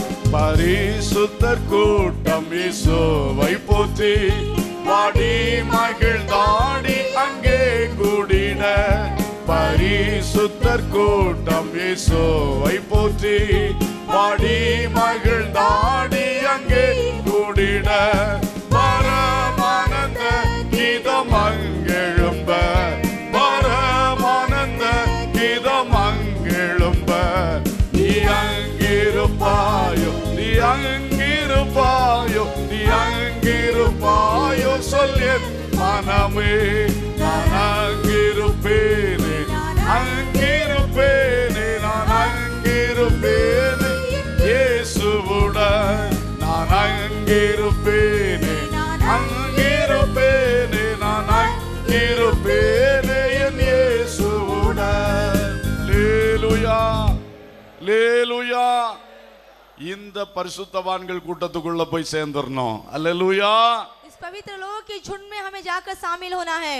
அப்படின்னா இன்னைக்கு இந்த பரிசுத்தவான்கள் கூட்டத்துக்குள்ள வரணும். और यदि ऐसा है तो आज ही इस पवित्र लोगों की संगति में आना है. சர்ச்சுக்கு ஒழுங்கா வரணும். और चर्च को सही रीति से आना है. 8 மணிக்கெல்லாம் இங்க உட்கார்ந்து இருக்கணும். 8 बजे आपको ठीक रीति से यहाँ पर बैठना है. பைபிள் ஸ்டடி உபவாச ஜெபம்னு ஓடி ஓடி வரணும். बाइबल स्टडी और ये उपवास प्रार्थना कहे तो आपको दौड़ दौड़ कर आना है. பரிசுத்தவான்கள் ஐக்கியத்துல இருக்க பழகணும். और पवित्र लोगों की संगति में रहने के लिए आप सीख जाएं. முழு நேரமும் உலகம் உலகம் உலகம். ओ पूरे समय संसार संसार संसार. ஞாயிற்றுக்கிழமை காலையில மட்டும் கடமைக்காய் ஆராதனை. ओ केवल एक कर्तव्य को निभाने के लिए आप रविवार को आते हैं. பரதீசில் நுழைவாயா? क्या तू परदेश में प्रवेश कर पाएगा? சிந்தித்து பார். ओ सोच कर देख. பாடுவது அழகா இருந்தது. ओ जब हमने गाया तो बहुत सुंदर था. இன்றைக்கு தீர்மானம் எடுப்போம். आज ही आप निर्णय लें. பயங்கரமான காலம் வருகிறது. बहुत ही भयंकर समय आ रहा है. ஒரு சொல்லுவாங்க கரணம் தப்பனா மரணம் பாங்க. உனக்கு ஹிந்தியில வராதுல்ல அது. திடீர்னு மரணம் வந்துரும். अचानक मृत्यु आ जाएगी. அப்போ பாருங்க அதுக்கு உடனே சிச்சுவேஷன் எங்க போயிட்டு பாத்தீங்களா? ओ देखिए कि सिचुएशन किस स्थिति में गई है. உடனே பாதாளம் அப்புறம் அக்கினி கடல். ओ तुरंत उस अधोलोक में फिर कोई बात नहीं. அதுக்கப்புறம் ஒரு இரக்கம் கிடைக்காது. उसके बाद कोई दया आपको नहीं मिलेगी. இன்று கிருபையின் காலம். आज ही अनुग्रह का समय है. இன்று இரக்கம் கிடைக்கும். आज दया मिलेगी. அதனால இயேசுவுக்காய் வாழ போராடி பிரயாசப்படுங்கள். इसलिए आप एक संघर्ष के साथ यीशु मसीह के लिए जीने के लिए प्रयास करें. சமயங்களை இயேசுவுக்காக செலவு பண்ணுங்க. आपका जो समय है वो प्रभु यीशु मसीह के लिए व्यतीत करें. கூட்டங்களுக்கு ஓடி ஓடி வாருங்கள். जो भी मीटिंग्स होती है उसको आप दौड़कर शामिल होएं. அந்த சந்தோஷம் வேணும். वहाँ आनंद आपको चाहिए. அந்த பாக்கியம் வேணும். वहाँ एक धन्य भाग्य मिलना கொஞ்சம் चाहिए. சரீரத்துக்கு வலி வேதனை இருந்தாலும் பரவாயில்ல. और यदि आपके शरीर में किसी प्रकार की वेदना बीमारी है तो कोई बात नहीं. கொஞ்சம் யாத்திரை பண்ண கஷ்டமா இருந்தாலும் பரவாயில்ல. और यदि इसके लिए आपको यात्रा करनी है तो कोई बात नहीं. கொஞ்சம் பஸ்ஸுக்கு காத்து கிடந்துட்டாலும் பரவாயில்ல. यदि बस के लिए आप इंतजार कर रहे हैं तो कोई बात नहीं. ஓடி ஓடி வாருங்கள். दौड़ दौड़ कर आइए. அல்லேலூயா. हालेलुया. பரிசுத்தவான்களுடைய ஐக்கியம் தேவை. पवित्र लोगों की संगति बहुत जरूरी है. ஏதாவது குறை பேசிக்கிட்டு किसी प्रकार की गलती को ढूंढना ஏதாவது மனசுல முறுமுறுத்துக்கிட்டு और मन में कुड़कुड़ाहट को लेकर आना. பரிசுத்தவான்களுடைய ஐக்கியத்தை விட்டு விலகாதிருங்கள். पवित्र लोगों की संगति को दूर ना होइए. பிசாசின் பயங்கர வஞ்சகம். ये परमेश्वर शैतान का बहुत बड़ा धोखा है. பரதீசை இழந்து போக கூடாது. आप उस परदेश को ना खोइए. பரலோக மேன்மை இழந்து விட கூடாது. उस स्वर्ग की महिमा को आप ना खोइए. அந்த ஆசையினால் நிரப்பப்படுவோம். उस आशा से आप भर जाएंगे. அல்லேலூயா. हालेलुया. தானியேலை பார்த்து 3வது சொன்னார், दानियल को उसने देखकर कहा, நாட்களின் முடிவிலே दिन के अंत में உன் சுதந்திர வீதத்துக்கு எழுந்திருப்பாய். तू अपने निज भाग के लिए खड़ा होगा. இப்போ நீ பரதீஸ்ல போய் இருப்பாய், இளைப்பாரி கொண்டிருப்பாய். अब जो तू है तू विश्राम में जाएगा, प्रदेश में जाएगा. ஆனா அது நிரந்தரம் கிடையாது. लेकिन वो निरंतर नहीं है. திடீர்னு அங்கிருந்து நான் உன்னை எழுப்புவேன். वो अचानक मैं तुझे वहां से उठाऊंगा. எப்போ எழுப்புவேன்? वो कब मैं उठाऊंगा? நாட்களின் முடிவிலே எழுப்புவேன். वो दिनों के अंत में मैं. உன்னுடைய முடிவிலே நீ போய் இளைப்பாரி கொண்டிரு. तेरा जब अंत होगा तू विश्राम कर. ஆனா நாட்களின் முடிவிலே உன்னை திரும்ப எழுப்புவேன். लेकिन जब दिनों का अंत होगा मैं तुझे उठाऊंगा. ஹல்லேலூயா. हालेलुया. இதுதான் உயிர்த்தெழுதல். यही है पुनरुत्थान. கர்த்தர் இவ்விதமாய் மரணத்துக்குள்ளானவர்களை உயிரோடு எழுப்புவாராம். प्रभु परमेश्वर इस तरह से जो मृत्यु हो गई है उनको वह जीवित खड़ा करेगा. 3 मुख्यமான உயிர்த்தெழுதல்களை சொல்லுகிறேன். 3 जो है पुनरुत्थान के बारे में मैं कहता हूँ. முதலாவது நடக்க போகிற உயிர்த்தெழுதல் पहला जो है पुनरुत्थान होगा. 1 தெசலோனிக்கேயர் पहला तुस्सलोनिकियों 4ஆம் அதிகாரம் 4 अध्याय 16 17 ஆகிய வசனங்களில் 16 இருக்கிறது. और 17 वचन. 16-17. ஏனெனில் கர்த்தர் தாமே ஆரவாரத்தோடும் பிரதான தூதனுடைய சத்தத்தோடும் தேவ எக்காலத்தோடும் வானத்திலிருந்து இறங்கி வருவார். அப்பொழுது கிறிஸ்துவுக்குள் மரித்தவர்கள் முதலாவது எழுந்திருப்பார்கள். பின்பு உயிரோடு இருக்கும் நாமும் கர்த்தருக்கு எதிர்கொண்டு போக மேகங்கள் மேல் அவர்களோடே கூட ஆகாயத்தில் எடுத்துக்கொள்ளப்பட்டு இவ்விதமாய் எப்பொழுதும் கர்த்தருடனே கூட இருப்போம். இயேசு கிறிஸ்து பரலோகத்திலிருந்து ஆகாயத்துக்கு வருவார். जब परमेश्वर प्रभु यीशु मसीह स्वर्ग की ओर आएगा. அவர் ஆகாயத்தில் வரும்பொழுது கிறிஸ்துவுக்குள் மரித்தவர்கள் முதலாவது எழுந்திருப்பார்கள். जब वो स्वर्ग पर आएगा तो जो मसीह में मरे हैं वो पहले जी उठेंगे. இதுதான் இனி நடக்க போற முதல் உயிர்த்தெழுதல். यही है जो चलने वाली पहला पुनरुत्थान. யாரெல்லாம் கிறிஸ்துவுக்குள் வாழ்ந்து மரித்தார்களோ जो प्रभु यीशु मसीह में जीकर अपना जीवन यापन करके मरे, அவர்கள் எல்லாம் கிறிஸ்துவுக்குள் மரித்திருக்கிறார்கள். वो सब मसीह में मरे हैं, அவருடைய ஆத்துமாக்கள் பரதீசில் இருக்கிறது. उनकी आत्मा परदेश में है, அவர்கள் எல்லாம் எழும்புவார்கள், वो सब उठेंगे, ஆகாயத்தில் வந்து நிற்பார்கள். वो सभी आकाश में खड़े होंगे, ஒரு இமைப்பொழுதுக்குள்ளாக वह एक ही सेकंड में होगा। அந்த வேளையில் பூலோகத்தில் கிறிஸ்துவுக்குள் வாழ்ந்து கொண்டிருக்கிறவர்கள் उसी तरह से इस पृथ्वी पर मसीह में जीवन यापन कर रहे हैं, நாமும் எழும்புவோம். हम भी उठेंगे। ஒரு இமைப்பொழுதில் மறுரூபம் அடைந்து பறந்து செல்லுவோம். वह एक क्षण में पलक झपकते ही हम उड़कर जाएंगे, ஆகாயத்தில் இயேசுவோடு சேர்க்கப்படுவோம். उस मध्य आकाश में प्रभु यीशु मसीह के साथ मिलेंगे। இதுதான் முதற் பலன் உயிர்த்தெழுதல். यही है पहला पुनरुत्थान। இந்த உயிர்த்தெழுதலில் பங்கு பெற்றவர்கள், इस पुनरुत्थान में भाग लेने वाले, எடுத்துக்கொள்ளப்பட்டவர்கள், उठा लिए जाने वाले, இந்த கூட்டம் என்றென்றைக்கும் இயேசுவோடு வாழும். या सदा काल तक के वो परमेश्वर के साथ रहेंगे। நாம் இந்த முதற் பலன் உயிர்த்தெழுதலில் வந்துவிட்டோம் என்றால், यदि हम इस किसी पहले पुनरुत्थान में आ गए, அல்லது அந்த எடுத்துக்கொள்ளப்படுகிற கூட்டத்தில் நாம் எடுத்துக்கொள்ளப்பட்டு விட்டோம் என்றால், यदि वो जो उठा लिए गए उस यदि झुंड में हम हैं, तो அப்புறம் என்றைக்கும் இயேசுவோடு இருப்போம். ऐसी स्थिति में हमेशा हम प्रभु यीशु के साथ रहेंगे। ஆட்டுக்குட்டியானவர் எங்கே போனாலும் அவரோட நம்ம இருப்போம். और मेमना जहाँ जाएगा वहाँ पर जाएंगे। அவ்வளவு சந்தோஷம். क्या ही आनंद है, இதுதான் மாபெரும் பாக்கியம். यही एक बड़ा धन्य भाग இந்த है। உயிர்த்தெழுதல் சீக்கிரம் நடக்க போகுது. यह जो पुनरुत्थान है वो जल्दी चलने वाला है। அதற்கு தான் உலகம் முழுசும் ஆயத்தமாகி கொண்டே இருக்கிறது. इसके लिए पूरा संसार तैयार हो रहा है। உலகத்தின் அரசியலை பாருங்கள், संसार की राजनीति को देखें, ஒவ்வொரு நாடுகளும் கொண்டு வர்ற சட்டதிட்டங்களை பாருங்கள், एक एक देश की रीति रिवाज को हम देखेंगे। பைபிள்ல சொல்லி இருக்கிற கடைசி கால நிகழ்ச்சிகள் அப்படியே நடந்து கொண்டிருக்கின்றன. जैसा बाइबल में कहा गया वैसे ही अंत के दिनों में होगा, ऐसा ही चल रहा है। திடீரென்று இயேசு வருவார். ओ अचानक यीशु आएगा। இனி காலதாமதத்துக்கு அந்த காரணமே இல்லை. यदि आप समय को बर्बाद करें तो उसका अवसर ही नहीं। கடைசி நிமிடத்தில் வாழ்ந்து கொண்டிருக்கிறோம். हम अंत के समय में जीवन यापन कर रहे हैं। அவர் வரும் பொழுது நாம் எடுத்துக்கொள்ளப்பட ஆயத்தமா இருக்க வேண்டும். और जब वो आएगा तो हम उसके साथ उठा लेने के लिए हम तैयार रहें। கிறிஸ்துவுக்குள் மரித்தவள் முதலாவது எழும்புவார்கள். जो मसीह में मरे हैं वो पहले जी उठेंगे। நம்மை பரலோகத்துக்கு அழைத்து செல்வார். हमें स्वर्ग लेकर जाएगा। 7 ஆண்டுகள் அங்கே ஆட்டுக்குட்டியானுடைய கல்யாண விருந்து நடக்கும். वहाँ पर 7 वर्ष मेमने के विवाह का भोज होगा। அது எழுத்தின்படி கல்யாணமோ விருந்தோ அல்ல. वो लिखित रूप से विवाह जैसा होता वैसा नहीं। அது ஒரு உவமையாய் சொல்லப்பட்டிருக்கிறது. वो एक दृष्टांत के रूप में कहा है। இயேசுவோடு நாம் சேர்ந்த மகிழ்ச்சி கொண்டாட்டம் 7 வருடம் நடக்கும். यीशु मसीह के साथ हम जो आनंद करने जा रहे हैं वो 7 वर्ष। பிதாவானவர் இயேசுவை கனப்படுத்துவார். जो पिता है पिता परमेश्वर वो यीशु मसीह का आदर करेंगे। சிலுவையில பட்ட பாடுகள்னால தான் இந்த கூட்டம் ஆத்துமாக்கள் மேல வந்து சேர்ந்திருக்கிறது. क्योंकि यीशु ने जो क्रूस पर दुख उठाया है उसी के द्वारा ही आत्मा उसके साथ आ पाई है। அதற்காக கனப்படுத்துவார். उसके लिए वो आदर करेगा। நம்ம எல்லாம் இயேசு அறிக்கை பண்ணுவார் பிதாவுக்கு முன்பாக. हम सभी को प्रभु यीशु मसीह पिता के सामने अंगीकार करेगा। மனுஷர் முன்பாக என்னை அறிக்கை பண்ணுகிறவன் எவனோ அவனை நானும் என் பிதாவுக்கு முன்பாக அறிக்கை பண்ணுவேன் சொன்னார். उसने कहा कि जो मनुष्य के सामने मेरा अंगीकार कर लेता है उसे मैं भी परमेश्वर के सामने अंगीकार कर लूंगा। நீங்க ஒவ்வொருவரும் இயேசுவுக்காய் வாழ்ந்ததை பகிரங்கமா சர்வசங்க சபைக்கு முன்னால எடுத்து சொல்லுவார். आप जो प्रभु यीशु मसीह के लिए जीवन यापन कर रहे हैं वहाँ एक बड़ी सभा के सामने खुले रूप से कहेगा। யாருக்கும் தெரியாம நீங்க செய்த நன்மைகள், आपने किसी को ना देखी हुई की हुई भलाई, இயேசுவுக்காக சுவிசேஷத்துக்காக சத்தியத்துக்காக நீங்க பட்ட பாடுகள், यीशु मसीह के कारण सत्य के कारण आपने जो दुख उठाए எல்லாம் அப்படியே வெளிப்படுத்துவார். वहाँ पर वो प्रकट करेगा। என்ன சந்தோஷம்! क्या ही आनंद! அது மட்டுமல்ல, பைபிள் சொல்லுகிறது यही काफी नहीं, बाइबल कहती है பிதா கையில ஒரு முத்திரித்த புஸ்தகம் இருக்கும். पिता के हाथ में एक मोहर लगाई हुई पुस्तक होगी। அதை யார் வாங்குவார்னு எல்லாரும் ஆச்சரியமா பார்த்துட்டு இருப்பாங்க. वह कौन लेगा यह सभी देखकर बहुत आश्चर्य करेंगे। இயேசு வருவார், वह यीशु आएगा, அவர் அதை வாங்குவார். उसे वो लेगा, வாங்கி முத்திரைகளை உடைப்பார். उस मोहर को वो तोड़ेगा। உடைக்க உடைக்க பூமியிலே கிரியைகள் ஆரம்பமாகும். और जब वो तोड़ेगा तो इस पृथ्वी पर बहुत ही भयंकर क्रिया चलेगी। அந்த வேளையில் பூமியிலே அந்திகிறிஸ்துவுடைய ஆட்சி நடந்து கொண்டிருக்கும். वहाँ पर इस पृथ्वी पर उस समय इस पृथ्वी पर अंतिक्राइस्ट का राज्य चलेगा। இந்த எடுத்துக்கொள்ளப்படாமல் முதலாம் உயிர்த்தெழுதல்ல வராத எல்லாம் இந்த அந்திகிறிஸ்துவின் ஆட்சிக்குள்ள கிடந்து கஷ்டப்படுவார்கள். जो प्रभु यीशु मसीह के आगमन में नहीं उठा लिए गए वह सभी इस अंतिक्राइस्ट के राज्य में दुख को उठाएंगे। சுருக்கமாய் சொல்லுகிறேன், मैं बहुत ही छोटे रूप में कहता இந்த हूँ, 7 ஆண்டுகள் முடியும் போது इस 7 वर्ष के समाप्त होने पर ஆண்டவர் இயேசு கிறிஸ்துவும் எடுத்துக்கொள்ளப்பட்ட நாமும் சேர்ந்து மறுபடி பூமிக்கு வருவோம்.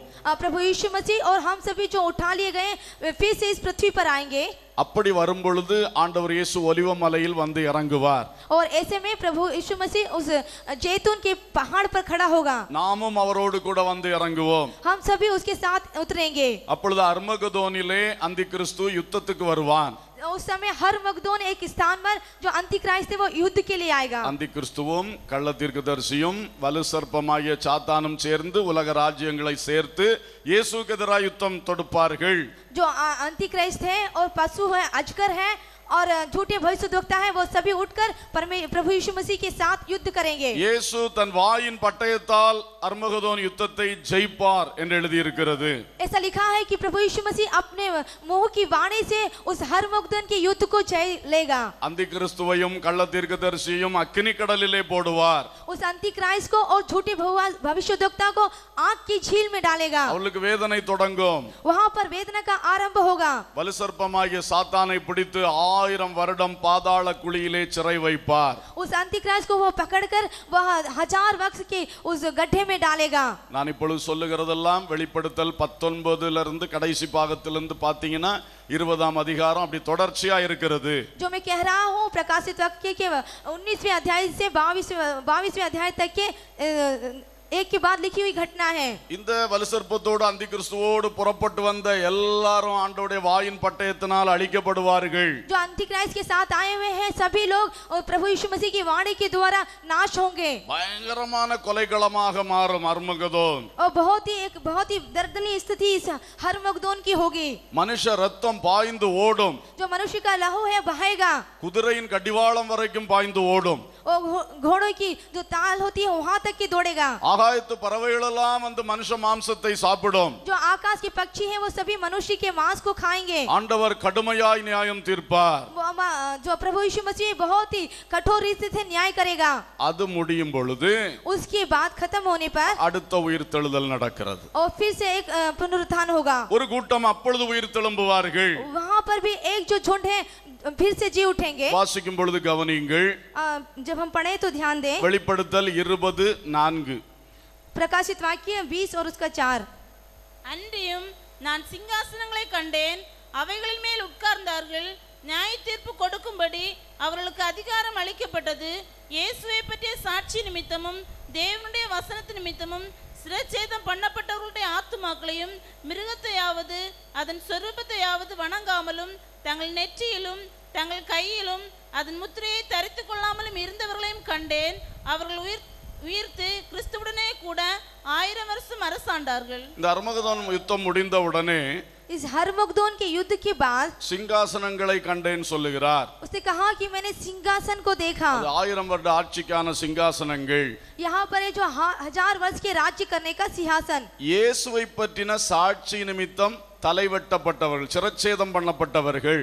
यीशु मसीह की साक्षी के द्वारा सर काटे गए. தேவனுடைய வசனத்து நிமித்தம் சிரச்சேதம் பண்ணப்பட்டவர்கள். परमेश्वर के वचन के द्वारा काटे गए.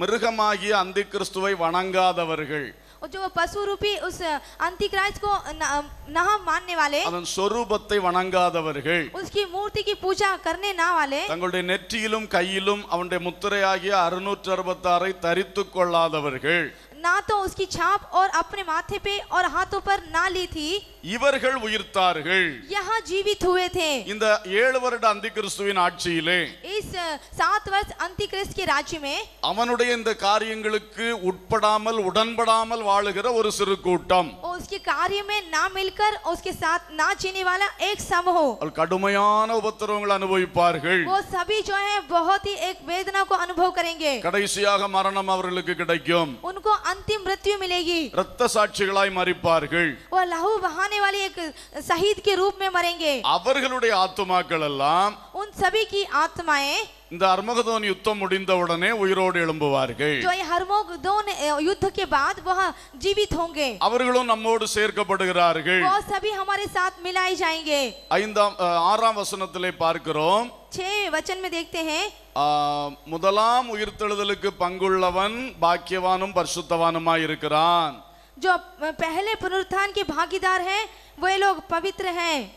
சாரி, அதுக்கு முன்னால 5ஆம் வசனத்துல சொல்லி இருக்கு, இதுவே முதலாம் உயிர்த்தெழுதல்.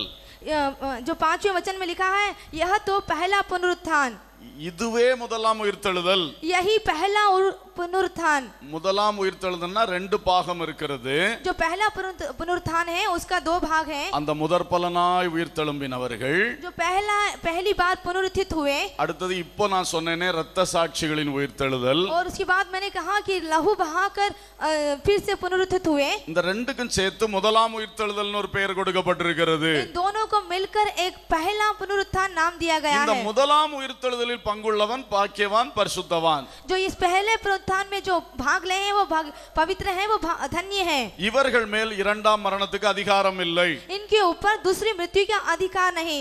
அப்போ மற்றவங்களுக்கு மேலெல்லாம் இரண்டாம் மரணத்துக்கு அதிகாரம் உண்டு என்ற அர்த்தம். और जब ऐसा है तो दूसरों के ऊपर इस दूसरी मृत्यु का अधिकार है, इसका अर्थ. இப்படியாக இந்த இரத்த சாட்சிகளுடைய உயிர்த்தெழுதல் நடந்தவுடனே इस लहू बहाने वाले लहू बहा के मृत्यु हुई लोगों की स्थिति 1000 வருடங்கள் இயேசு இந்த பூமியை அரசாட்சி செய்வார். 1000 वर्षों में प्रभु यीशु मसीह इस पृथ्वी पर राज्य करेगा. அது முடியும் போது उसके खत्म होने पर இங்க 7ஆம் வசனம் 20ஆம் அதிகாரம் 7, 8, 9ல படிக்கிறது போல 20वें अध्याय 7 और 8 में हमें 9 में पढ़ेंगे. சாத்தானை மறுபடியும் அவிழ்த்து விடுகிறார்கள்.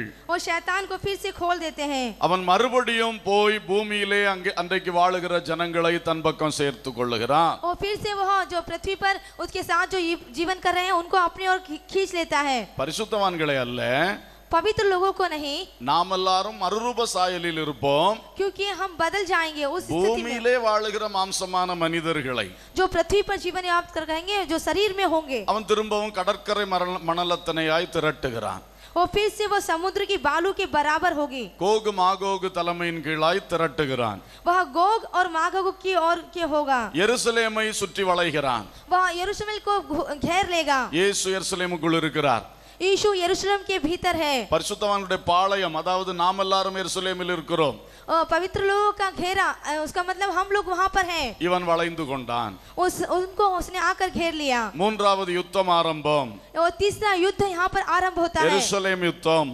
वह है यरूशलेम का युद्ध. இப்பொழுது பரலோகத்தின் பிதாவானவர் வானத்திலிருந்து அக்கினி இறக்கி எதிரிகளை பட்சித்தார். यहाँ पर जो है परमेश्वर ने स्वर्ग से आगे आग गिराकर इनको नाश किया. அல்லேலூயா. हालेलुया.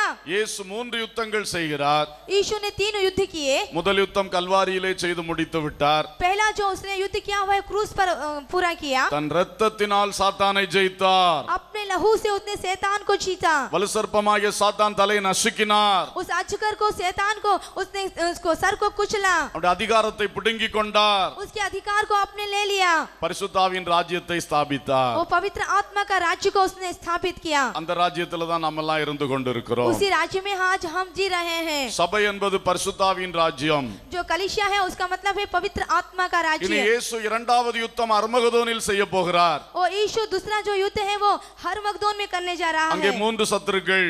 वहाँ पर 3 शत्रु है. வலுசர்ப்பம், கள்ள தீர்க்கதரிசி, அந்தி கிறிஸ்து. अजगर और झूठा भविष्यद्वक्ता और अंति क्राइस्ट. வாயின் பட்டயத்தால் ஜெயிப்பார். वह अपने मुंह की वाणी से जिएगा. இயேசு தன்னுடைய ராஜ்யத்தை 1000 ஆண்டுகள் ஸ்தாபிப்பார். प्रभु यीशु मसीह अपना राज्य 1000 वर्ष के लिए स्थापित करेगा. கடைசி யுத்தம் எருசலேம். जो अंत का युद्ध है वो यरूशलेम का युद्ध. மறுபடியும் வலுசர்ப்பத்தோடு, फिर से उस अजगर के साथ, கோகு மாகோகு ஜனக்கூட்டத்தோடு, उस गोग और मागोग के लोगों के साथ. பரலோகத்திலிருந்து அக்கினி இறங்கி பட்சிக்கும். वो स्वर्ग से अग्नि आकर उन्हें नाश करेगी. 1 கொரிந்தியர் 15 சொல்லப்பட்டது போல पहला कुरिन्थियों उसका 15 में जैसा लिखा है, இயேசு பிதாவிடத்தில் ராஜ்யத்தை ஒப்பு கொடுப்பார். यीशु जो है पिता के हाथों में अपने राज्य को सौंपेगा. பிதாவின் ராஜ்யம் தொடரும். जो पिता का राज्य वहां से आरंभ होगा. இதுதான் மனுக்குலத்திலே இயேசு செய்கிற கிரியைகள். यही है संसार में यीशु की हुई क्रियाएं. இந்த 1000 வருட அரசாட்சி முடித்து எருசலேம் யுத்தம் முடிந்த பிறகு, इस 1000 वर्ष के खत्म होने पर, उस यरूशलेम का युद्ध प्रारंभ होने पर, வெளிப்படுத்தல் 20:11 படிக்கிறது போல प्रकाश वाक्य उसमें 20:11 में हम पढ़ते हैं, இயேசு பெரிய வெள்ளை சிங்காசனத்தில் உட்காருவார். जो यीशु है वो बड़े श्वेत सिंहासन पर बैठेगा. 12ஆம் வசனம் சொல்லுகிறது, 12वां वचन कहता है, மரித்தோராகிய சிறியோரையும் பெரியோரையும் தேவனுக்கு முன்பாக நிற்க கண்டேன். और मैंने छोटे और बड़े सब मरे हुए को सिंहासन के सामने खड़े हुए देखा। கடைசி உயிர்த்தெழுதல் நடக்கும். यहाँ अंतिम पुनरुत्थान होगा உலகத்தில் உள்ள எல்லா மனித ஆத்துமாக்களும் உயிரோடு எழுப்புவார். और संसार की सारी आत्माएं जीवित होंगी। எல்லாரையும் வெள்ளை சிங்காசனத்துக்கு முன்பாக கொண்டு நிறுத்துவார். वह सभी उस श्वेत सिंहासन के सामने खड़े होंगे। புஸ்தகங்களை திறப்பார். वहाँ पर पुस्तक खोली जाएगी ஜீவ புஸ்தகத்தில் யாருடைய பெயர் எல்லாம் இல்லையோ और जीवन की पुस्तक में जिसका नाम नहीं है அத்தனை பேரையும் அக்கினி கடலிலே தள்ளுவார். उन सभी को उस आग की झील में ढकेलेगा। மரணமும் பாதாளமும் அக்கினி கடலிலே தள்ளப்பட்டன. मृत्यु और अधोलोक उस आग की झील में ढकेले गए। சமுத்திரம் தன்னில் உள்ள மரித்தோரை ஒப்பு கொடுத்தது. जो समुद्र थे वो भी उसके अंदर जो मरे हुए थे उन्होंने उसको सौंपा। ஒன்றும் பாக்கி இல்லாமல் कुछ भी बाकी नहीं रहेगा। ஆதாமின் சந்ததி அனைவரையும் நியாயம் தீர்ப்பார். जो आदम का वंश है वो सभी का न्याय करेगा। ஆனால் முதலாம் உயிர்த்தெழுதலில் எழும்பின நமக்கோ நியாய தீர்ப்பில்லை. लेकिन जो हम पहले पुनरुत्थित हुए हमें वो न्याय नहीं होगा। அல்லேலூயா. हालेलुया। நாம் இயேசுவோடு இருப்போம். हम यीशु के साथ रहेंगे। நாம் ஆளுகிறவர்களாய் இருப்போம், நியாயம் தீர்க்கிறவர்களாய் இருப்போம். हम राज्य करेंगे और न्याय को करने वाले होंगे। பரிசுத்தவான்கள் உலகத்தை நியாயம் தீர்ப்பார்கள் என்று நீங்கள் அறியவில்லையா என்று பவுல் கேட்டார். क्या पवित्र लोग इस संसार का न्याय करेंगे? पौल ने कहा। இந்த பெரிய பாக்கியம் முதலாம் உயிர்த்தெழுதலில் பங்குள்ளவர்களுக்கு கிடைக்கும். ये जो पहला जो जीवित हुए हैं उनको यहाँ भागीदार मिलेगी। இந்த நியாய தீர்ப்பு முடிந்த பிற்பாடு यहाँ न्याय खत्म होने के बाद பழைய வானம் பழைய பூமி மாற்றப்படும். जो पुराना भूमि और पुरानी आकाश बदल जाएगा। புதிய வானம் புதிய பூமி தோற்றுவிக்கப்படும். नई आकाश और नई पृथ्वी फिर से आएगी। பரம எருசலேம் பட்டணம் பரலோகத்திலிருந்து கீழே இறங்கி வரும். जो यरूशलेम का नगर है वो स्वर्ग से नीचे आएगा। தேவன் தாமே கட்டி உண்டாக்குற அஸ்திபாரங்கள் உள்ள நகரம். परमेश्वर ने जिसका निर्माण किया वो आधारभूत नगर। ஆபிரகாம் காத்திருந்த நகரம். जो अब्राहम जिसका इंतजार कर रहा था वो नगर। யோவான் 14:1-2 வசனங்களில் இயேசு ஆயத்தம் பண்ண போறேன்னு சொன்ன அந்த நகரம். जो यूहन्ना की रचित सुसमाचार 14वें अध्याय में लिखा है कि मैं जो स्थान तैयार करने जा रहा हूँ वहाँ स्थान அது இறங்கி வரும். वहाँ उतर कर आएगी। அங்கே முதலாம் உயிர்த்தெழுதலில் பங்கு பெற்ற நம்மை குடியேற்றுவார். वहाँ पर जो हम पहले पुनरुत्थित हुए हैं हमें जिलाएगा। தேவனும் ஆட்டுக்குட்டியானவரும் நம்மோடு இருப்பார். परमेश्वर और मेमना हमारे साथ होंगे। நாம் நித்தியத்தை ஆளுகை செய்கிறவர்களாய் அந்த பட்டணத்தில் அவரோடு இருப்போம். हम संतान में राज्य करने के साथ उस नगर में होंगे। இந்த மாபெரும் பாக்கியத்தை தேவன் நமக்கு வைத்திருக்கிறார். इस धन्य को परमेश्वर ने हमारे लिए रखा है। அதனால தான் தானியேலை பார்த்து சொன்னார், इसलिए उसने दानियल को देखकर कहा, உலகத்துல உன்னை கொண்டு நான் செஞ்சதெல்லாம் முடிஞ்சு போச்சுப்பா, போதும்.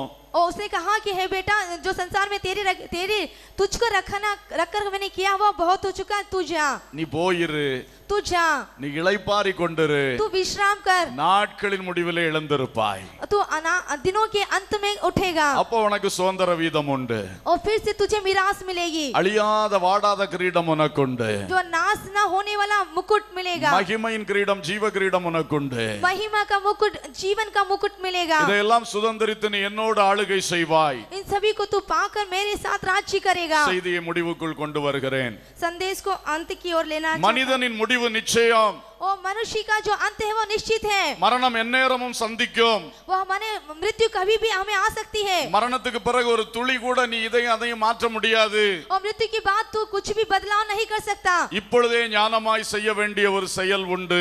आज ही तू ध्यान के साथ करने वाले काम है। அதுதான் கிறிஸ்துவுக்குள் ஆகுதல். वही है मसीह में आ जाना। இதைத்தான் திரும்ப திரும்ப வலியுறுத்தி கொண்டே வருகிறேன். इसके लिए मैं बार बार कह रहा हूँ, கிறிஸ்துவுக்குள் வாருங்கள். मसीह में आइए। எப்படி கிறிஸ்துவுக்குள் வருவீர்கள்? कैसे आप मसीह में आएंगे? 2 கொரிந்தியர் 5:17 சொல்லுகிறது. दूसरा कुरिन्थियों उसका 5 और 17 में लिखा है, ஒருவன் கிறிஸ்துவுக்குள் இருந்தால் அவன் புது சிருஷ்டியாய் இருக்கிறான். जो मसीह में है वो नई सृष्टि है। நீங்கள் புது சிருஷ்டியாக வேண்டும்.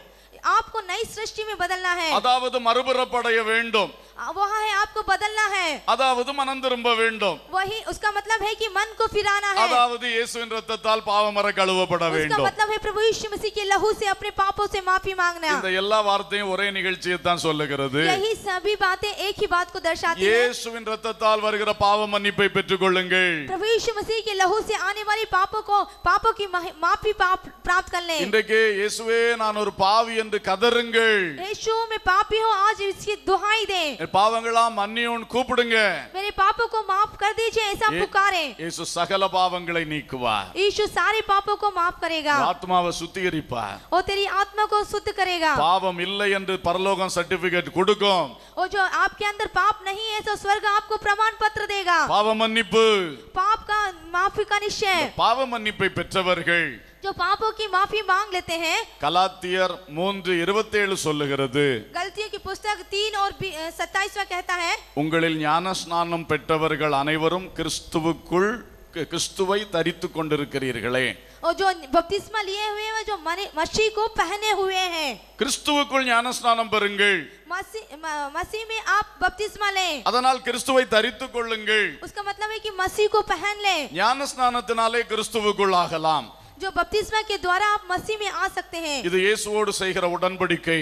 यह यीशु के साथ बांधी गई वाचा। இந்த உடன்படிக்கையை செய்து கொள்ளுங்கள். इस वाचा को आप बांध लें। பிதா குமாரன் பரிசுத்த ஆவி நாமத்தினாலே, पिता पुत्र और पवित्र आत्मा के द्वारा, அபிஷேகம் பெற்ற தேவ ஊழியர் கையினாலே, अभिषेक प्राप्त किए हुए परमेश्वर के सेवकों के द्वारा தண்ணீரில் இறங்கி முழுகி ஞானஸ்நானம் பெற்றுக் கொள்ளுங்கள். पानी में उतरकर डूबकर बपतिस्मा प्राप्त कर लें। அப்பொழுது இயேசுவோடு உடன்படிக்கை செய்கிறீர்கள். और उस स्थिति में आप परमेश्वर के प्रभु यीशु मसीह के साथ वाचा बांधते हैं। கிறிஸ்துவுக்குள் வந்து விடுகிறீர்கள். आप मसीह में आ जाते हैं। அந்த பாவ மன்னிப்பு உறுதிப்படுத்தப்படுகிறது. जो पापों की माफी है आप उसको निश्चित कर लेते हैं। ஞானஸ்நானம் பெறாத சகோதரனே சகோதரியே, बपतिस्मा ना लिए हुए भाई और बहन, இன்னும் காலதாமதம் செய்யாதிருங்கள். और ज्यादा आप देरी ना करें। இப்பொழுதே நீங்கள் அர்ப்பணியுங்கள். आज ही आप उसके लिए अर्पण करें। நான் ஞானஸ்நானம் எடுக்க போகிறேன். मैं बपतिस्मा लेने जा रहा हूँ। ஊழியர்களிடத்திலே சொல்லுங்கள், அதை ஒழுங்கு செய்வோம். सेवकों से कहें, उसके लिए वो उसका तैयारी करेंगे। இனி காலதாமதம் வேண்டாம். अब और देर नहीं।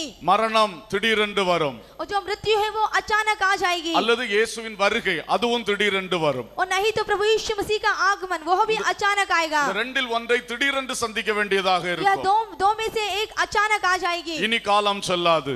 अब समय नहीं जाएगा। இதோ சீக்கிரமாய் வருகிறேன் என்று இயேசு சொல்லுகிறார். और देख मैं जल्दी आने वाला हूँ, ऐसा कहा। இயேசுவின் பாவ மன்னிப்பை பெற்றுக்கொள்ளுங்கள். इसलिए प्रभु यीशु मसीह से अपने पापों की माफी मान ले, ஞானஸ்நானத்தை பெற்றுக்கொள்ளுங்கள். बपतिस्मा प्राप्त कर ले। எபேசியர் 1:13 சொல்லுகிறது, इफिसियों 1 और उसका 13वां वचन कहता है, நீங்கள் சத்திய வசனத்தை கேட்டு விசுவாசிகளான போது, जब तुमने सत्य वचन को सुनकर विश्वासी हुए, வாக்குத்தத்தம் பண்ணப்பட்டபடியே அவருக்குள் பரிசுத்த ஆவியினால் முத்திரை போடப்பட்டீர்கள். प्रतिज्ञा किए हुए पवित्र आत्मा की छाप लगी। அவருக்குள் என்றால் கிறிஸ்துவுக்குள். उसके अंदर मतलब प्रभु यीशु मसीह के अंदर। பரிசுத்த ஆவியை பெற்றுக்கொள்ளும் போது जब आप पवित्र आत्मा को पा लेते हैं, கிறிஸ்துவுக்குள் முத்திரை போடப்படுகிறீர்கள். आप मसीह में छाप लगे हुए हो, அப்பதான் அது உறுதிப்படுத்தப்படுகிறது. और इसको निश्चित हो जाता है। மனம் திரும்புதல் அல்லது பாவ மன்னிப்பு, माफी मांगना या फिर पापों की माफी मांगना, அடுத்தது முழுகி ஞானஸ்நானம், और डूबकर बपतिस्मा लेना, அடுத்தது பரலோகம் தருகிற பரிசுத்த ஆவியின் அபிஷேகம். और फिर से स्वर्ग जो देता है पवित्र आत्मा का अभिषेक। இந்த மூன்று வந்த உடனே நீங்க பக்கா கிறிஸ்துவுக்குள்ள வந்துட்டீங்க. आप यदि आपके अंदर ये तीनों आ गई तो आप सही रूप से एक मसीह हो गए। இந்த மூன்று ரொம்ப முக்கியம். यह तीनों बहुत ही आवश्यक है। இந்த மூன்று வந்தா தான் you are sealed in Christ. आप यदि ये तीन अंदर आ जाए तो आप सही में एक मसीह हैं। கிறிஸ்துவுக்குள் முத்திரை போடப்பட்டிருக்கிறீர்கள். आप छाप लगे हुए मसीह हैं। இங்க கவனிங்க, கிறிஸ்துவுக்குள் முத்திரை போடப்படுகிறீர்கள். यहाँ पर ध्यान दीजिए कि मसीह के अंदर आप छाप लगाए गए हैं। அல்லேலூயா. हालेलुया। பரிசுத்த ஆவியின் அபிஷேகம் பெறாத சகோதரனே சகோதரியே, पवित्र आत्मा का अभिषेक ना पाए हुए भाई और बहन, அதற்காக ஒரு வாஞ்சை தாகம் இன்றைக்கு எழும்பட்டும். उसके लिए आपके अंदर एक आशा और एक भूख और प्यास जागे। இயேசுவே உம்முடைய அபிஷேகத்தை எனக்கு தாரும் என்று கேளுங்கள். हे यीशु आपका अभिषेक मुझे चाहिए, ऐसा पुकारें। ஒரு தாகத்தோடு வாஞ்சையோடு கேட்டால் இன்றைக்கே பெற்றுக்கொள்வீர்கள். और प्यास के साथ यदि आप मांगे तो आज ही वो प्राप्त कर लेंगे। காலதாமதம் आप செய்யக்கூடாது. इसके लिए देरी ना करें। சத்தியம் இதுதான். सत्य यही है। மரணம் திடீரென்று சந்திக்கும், और मृत्यु अचानक आ அல்லது जाएगी, இயேசுவின் வருகை திடீரென்று சம்பவிக்கும். और ऐसा नहीं तो प्रभु यीशु मसीह का जल्दी आगमन होगा। ரட்சிக்கப்படுங்கள், उद्धार पाइए, ஞானஸ்நானம் பெறுங்கள், बपतिस्मा लीजिए, அபிஷேகம் பெறுங்கள், अभिषेक प्राप्त कीजिए, ஆவிக்குரிய சபையிலே சேருங்கள், आत्मिक कलीसिया में आप शामिल होए, அப்போஸ்தலருடைய உபதேசத்திலும் அந்யோன்யத்திலும் தரித்திருங்கள், प्रेरितों के उपदेशों में और उसके सहभागिता में रखने में आप बने रहें, வேறுபட்டு பரிசுத்தமாய் வாழுங்கள், अलग होकर पवित्रता का जीवन जिए, பரிசுத்த பந்தி ஆராதனையில் பங்கு பெறுங்கள், पवित्र उस प्रतिभोज की आराधना में आप भाग लें, ஜெபத்திலே உறுதியாய் தரித்திருங்கள். और प्रार्थना में में बने रहें। வசனங்களை கைக்கொண்டு தேவசாயலாய் மாறுங்கள். वचन को अपनाकर परमेश्वर के स्वरूप में बदले। இயேசு சீக்கிரம் வருகிறார். प्रभु यीशु मसीह जल्द आने वाले हैं। Hallelujah, hallelujah. எழுந்திருப்பாய் என்று சொன்னார். तू उठ जा ऐसा कहा। இந்த கட்டளை நமக்கு கொடுக்க வேண்டும். यह जो आज्ञा है हमें देनी चाहिए। மகனே நீ போயிரு, हे बेटा तू जाकर நீ ठहर जा। இளைப்பாறிக் கொண்டிரு, तू विश्राम कर, முடிவிலே எழுந்திருப்பாய். अंत में तू खड़ा होगा। இந்த வார்த்தைகளோடு நம்முடைய வாழ்க்கை முடிவடைய வேண்டும். इस शब्दों के द्वारा ही हमारे जीवन का अंत होना चाहिए। எல்லாரும் கண்களை மூடி ஜெபிக்கலாமா? सभी आंखें बंद करें और प्रार्थना करें। கிறிஸ்துவுக்குள்ளே மரித்தோர் எல்லாம் கிளம்பியே எழும்பிடுவார். கிறிஸ்துவுக்குள்ளே மரித்தோர் எல்லாம் கிளம்பியே எழும்பிடுவார். மரிக்காதிருக்கும் பரிசுத்தர் எல்லாம் பறந்தே போவாரே. மரிக்காதிருக்கும் பரிசுத்தர் எல்லாம் பறந்தே போவாரே. மேகமீதில் இயேசு ராஜன் வேகம் வாராரே. மேகமீதில் இயேசு ராஜன் வேகம் வாராரே. அவர் உரைத்த அடையாளங்கள் எல்லாம் தவறாமல் நடக்கின்றது. அவர் உரைத்த அடையாளங்கள் எல்லாம் தவறாமல் நடக்கின்றது.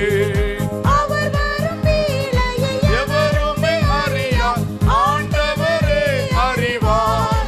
அவர் வரும் வேளையை எவருமே அறியார், ஆண்டவரே அறிவார். மேகமீதில் இயேசு ராஜன் வேகம் வாராரே.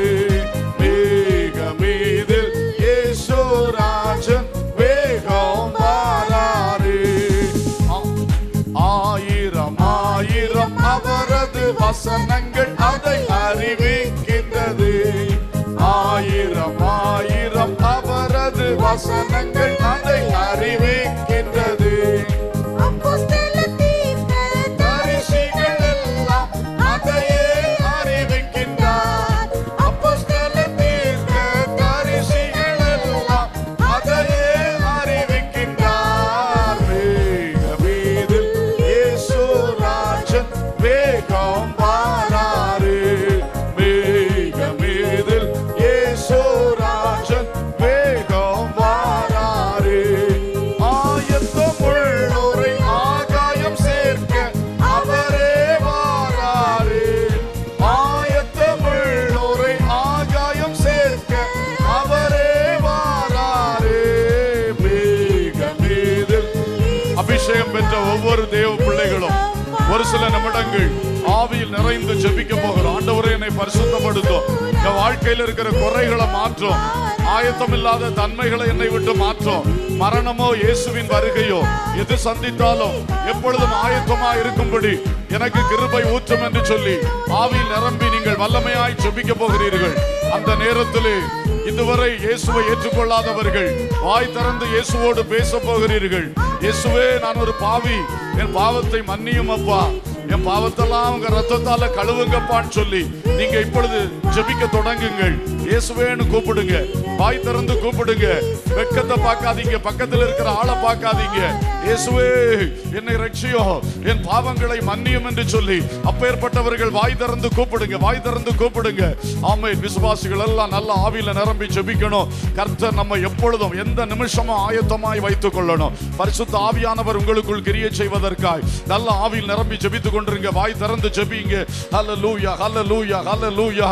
ஆமென், ஆமென். ஞான ஸ்நானம் எடுக்காதவர்கள் இந்த வேளையில் அர்ப்பணித்து ஜெபிங்க. ஆண்டவரே, இனி நான் காலதாமதம் பண்ண மாட்டேன், உடனே நான் ஊழியக்கார்ட்ட பேசுவேன், எனக்கு ஞான ஸ்நானம் வேண்டும், இதோ நான் உமது கரத்தில் அதற்காக என்னை ஒப்பு கொடுக்கிறேன் சொல்லி இப்பொழுதே அர்ப்பணியுங்கள், இப்பொழுதே அர்ப்பணியுங்கள்.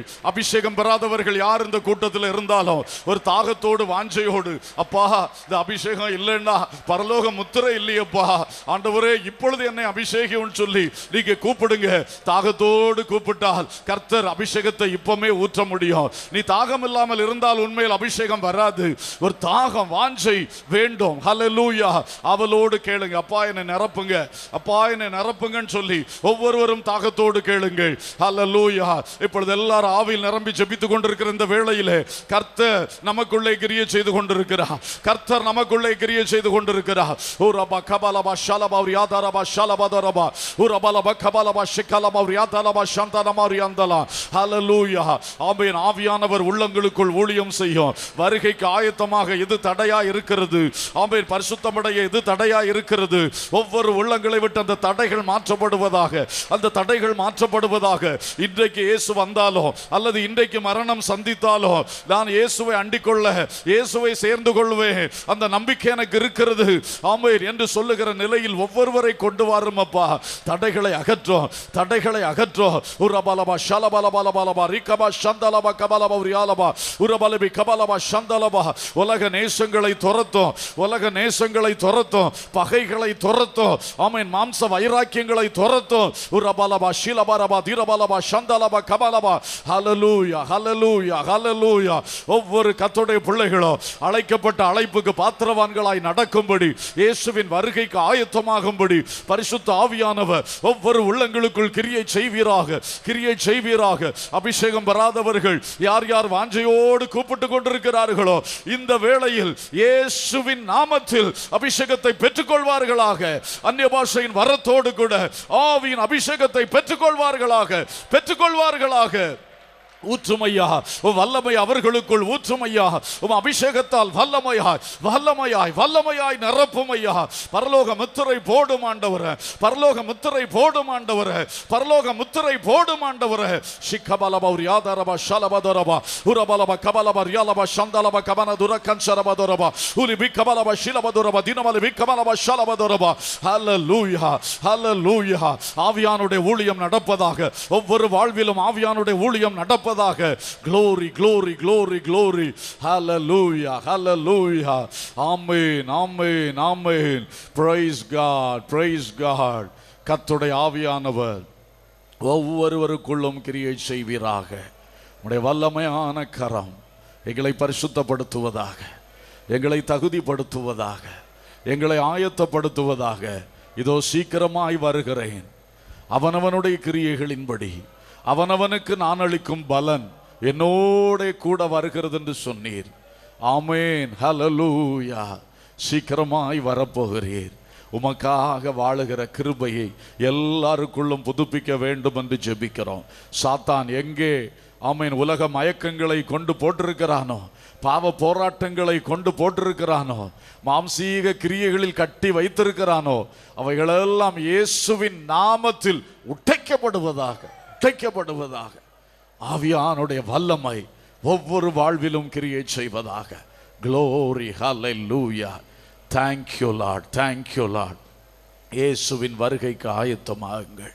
Glory, hallelujah. கரம் உயர்த்தி ஆண்டவரிடத்திலே அர்ப்பணிப்போமா. ஆண்டவரே, நான் உமக்காக வாழ்வேன் அப்பா. இந்த உலக சிநேகத்தை விட்டு விடுகிறேன். கரத்தை உயர்த்தி அர்ப்பணிச்சு சொல்லுங்க ஆண்டவர்கிட்ட, இந்த உலக சிநேகத்தை விட்டு விடுகிறேன், இந்த கண்ணின் காட்சியை நான் விட்டு விடுகிறேன்ப்பா. வாய் திறந்து சொல்லுங்க, அது உங்களை விட்டு ஓடியே போகும். வருகை குறித்த தாகத்தினால், தேவனை குறித்த பயத்தினால் நிறைந்து, ஆமென், பயங்கரமான அந்த நரக தண்டனை, அக்கினி கடல் எவ்வளவு பயங்கரம், அது எனக்கு வேண்டாம் வேண்டாம்.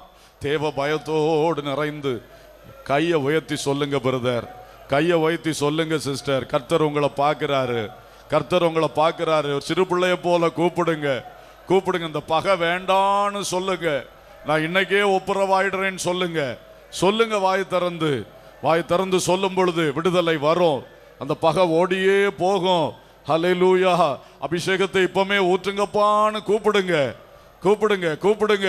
இனி டெய்லி அதை பெற்றுக்கொள்ளாம எனக்கு வேற வேலையே கிடையாது. அதை தாங்க தாங்க தாங்கன்னு வலுக்கட்டாயமா பிடிங்க. ஹல்லேலூயா. ஞானஸ்நானம் எடுக்காதவர்கள் இப்பொழுதே சொல்லுங்க, இதோ நான் உடனே ஞானஸ்நானத்துக்கு ஒப்பு கொடுக்கிறேன்னு சொல்லுங்க. சொல்லுங்க ஆண்டவரிடத்துல. ஹல்லேலூயா. ஆத்துமாதாயத்தை நிறுத்தி வைத்திருக்கிறவர்கள் சொல்லுங்க, இன்னை நான் இயேசுவுக்காக ஓடுவேன். ஹல்லேலூயா. ஊழியத்தை விட்டு விலகி இருக்கிறவர்கள் சொல்லுங்க, இனி ஊழியத்தில் ஈடுபடுவேன். ஹல்லேலூயா. பைபிள் ஸ்டடிக்கு வராதவர்கள் சொல்லுங்க, பைபிள் ஸ்டடிக்கு வருவேன், உபவாச ஜெபத்துக்கு வருவேன், விழிப்பு ஜெபத்துக்கு வருவேன். எந்த தீர்மானங்கள் எடுக்கிறீங்களோ அது உங்களை பரலோகத்துக்கு நேராய் அழைத்து செல்ல தேவனுக்கு முன்பாக அது பிரயோஜனமாக இருக்கும். சும்மா நினைக்காதீங்க. கர்த்தருடைய எச்சரிப்புகளை, வசனத்தின் எச்சரிப்புகளை சும்மா விடவே கூடாது. அதுக்கு பயந்து நடுங்கும் பொழுது அவர் கண்ணோக்கி பார்ப்பார், கண்ணோக்கி பார்ப்பார். ஹல்லேலூயா. ஆமென். கரங்களை தட்டி கர்த்தருக்கு ஸ்தோத்திரம் செலுத்துவோம். ஸ்தோத்திரம், ஸ்தோத்திரம், ஸ்தோத்திரம், ஸ்தோத்திரம், ஸ்தோத்திரம், ஸ்தோத்திரம். பரலோக பிதாவே, சர்வ வல்லமையுள்ள தகப்பனே, உங்க வசனங்கள், வார்த்தைகள் எவ்வளவு அருமையானவைகள், விலையேற பெற்றவைகள்.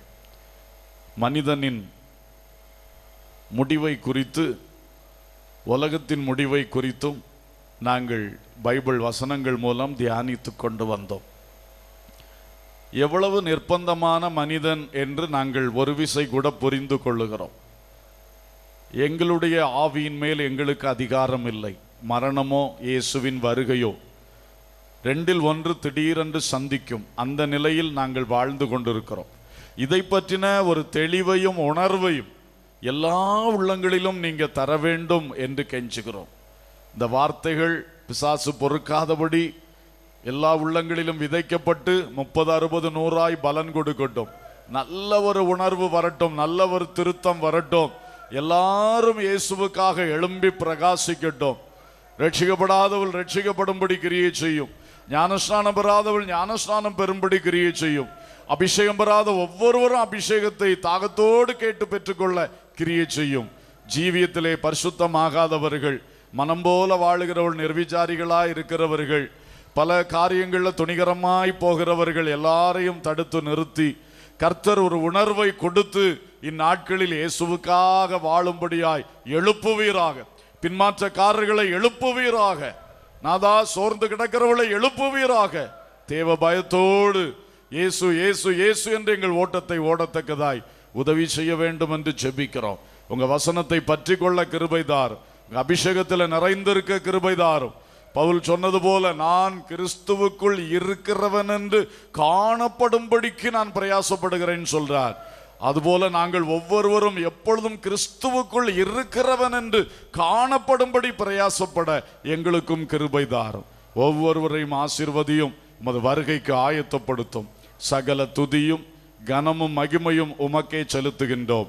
இயேசுவின் நாமத்தில் கேட்கிறோம் ஜீவனுள்ள பிதாவே, ஆமேன்.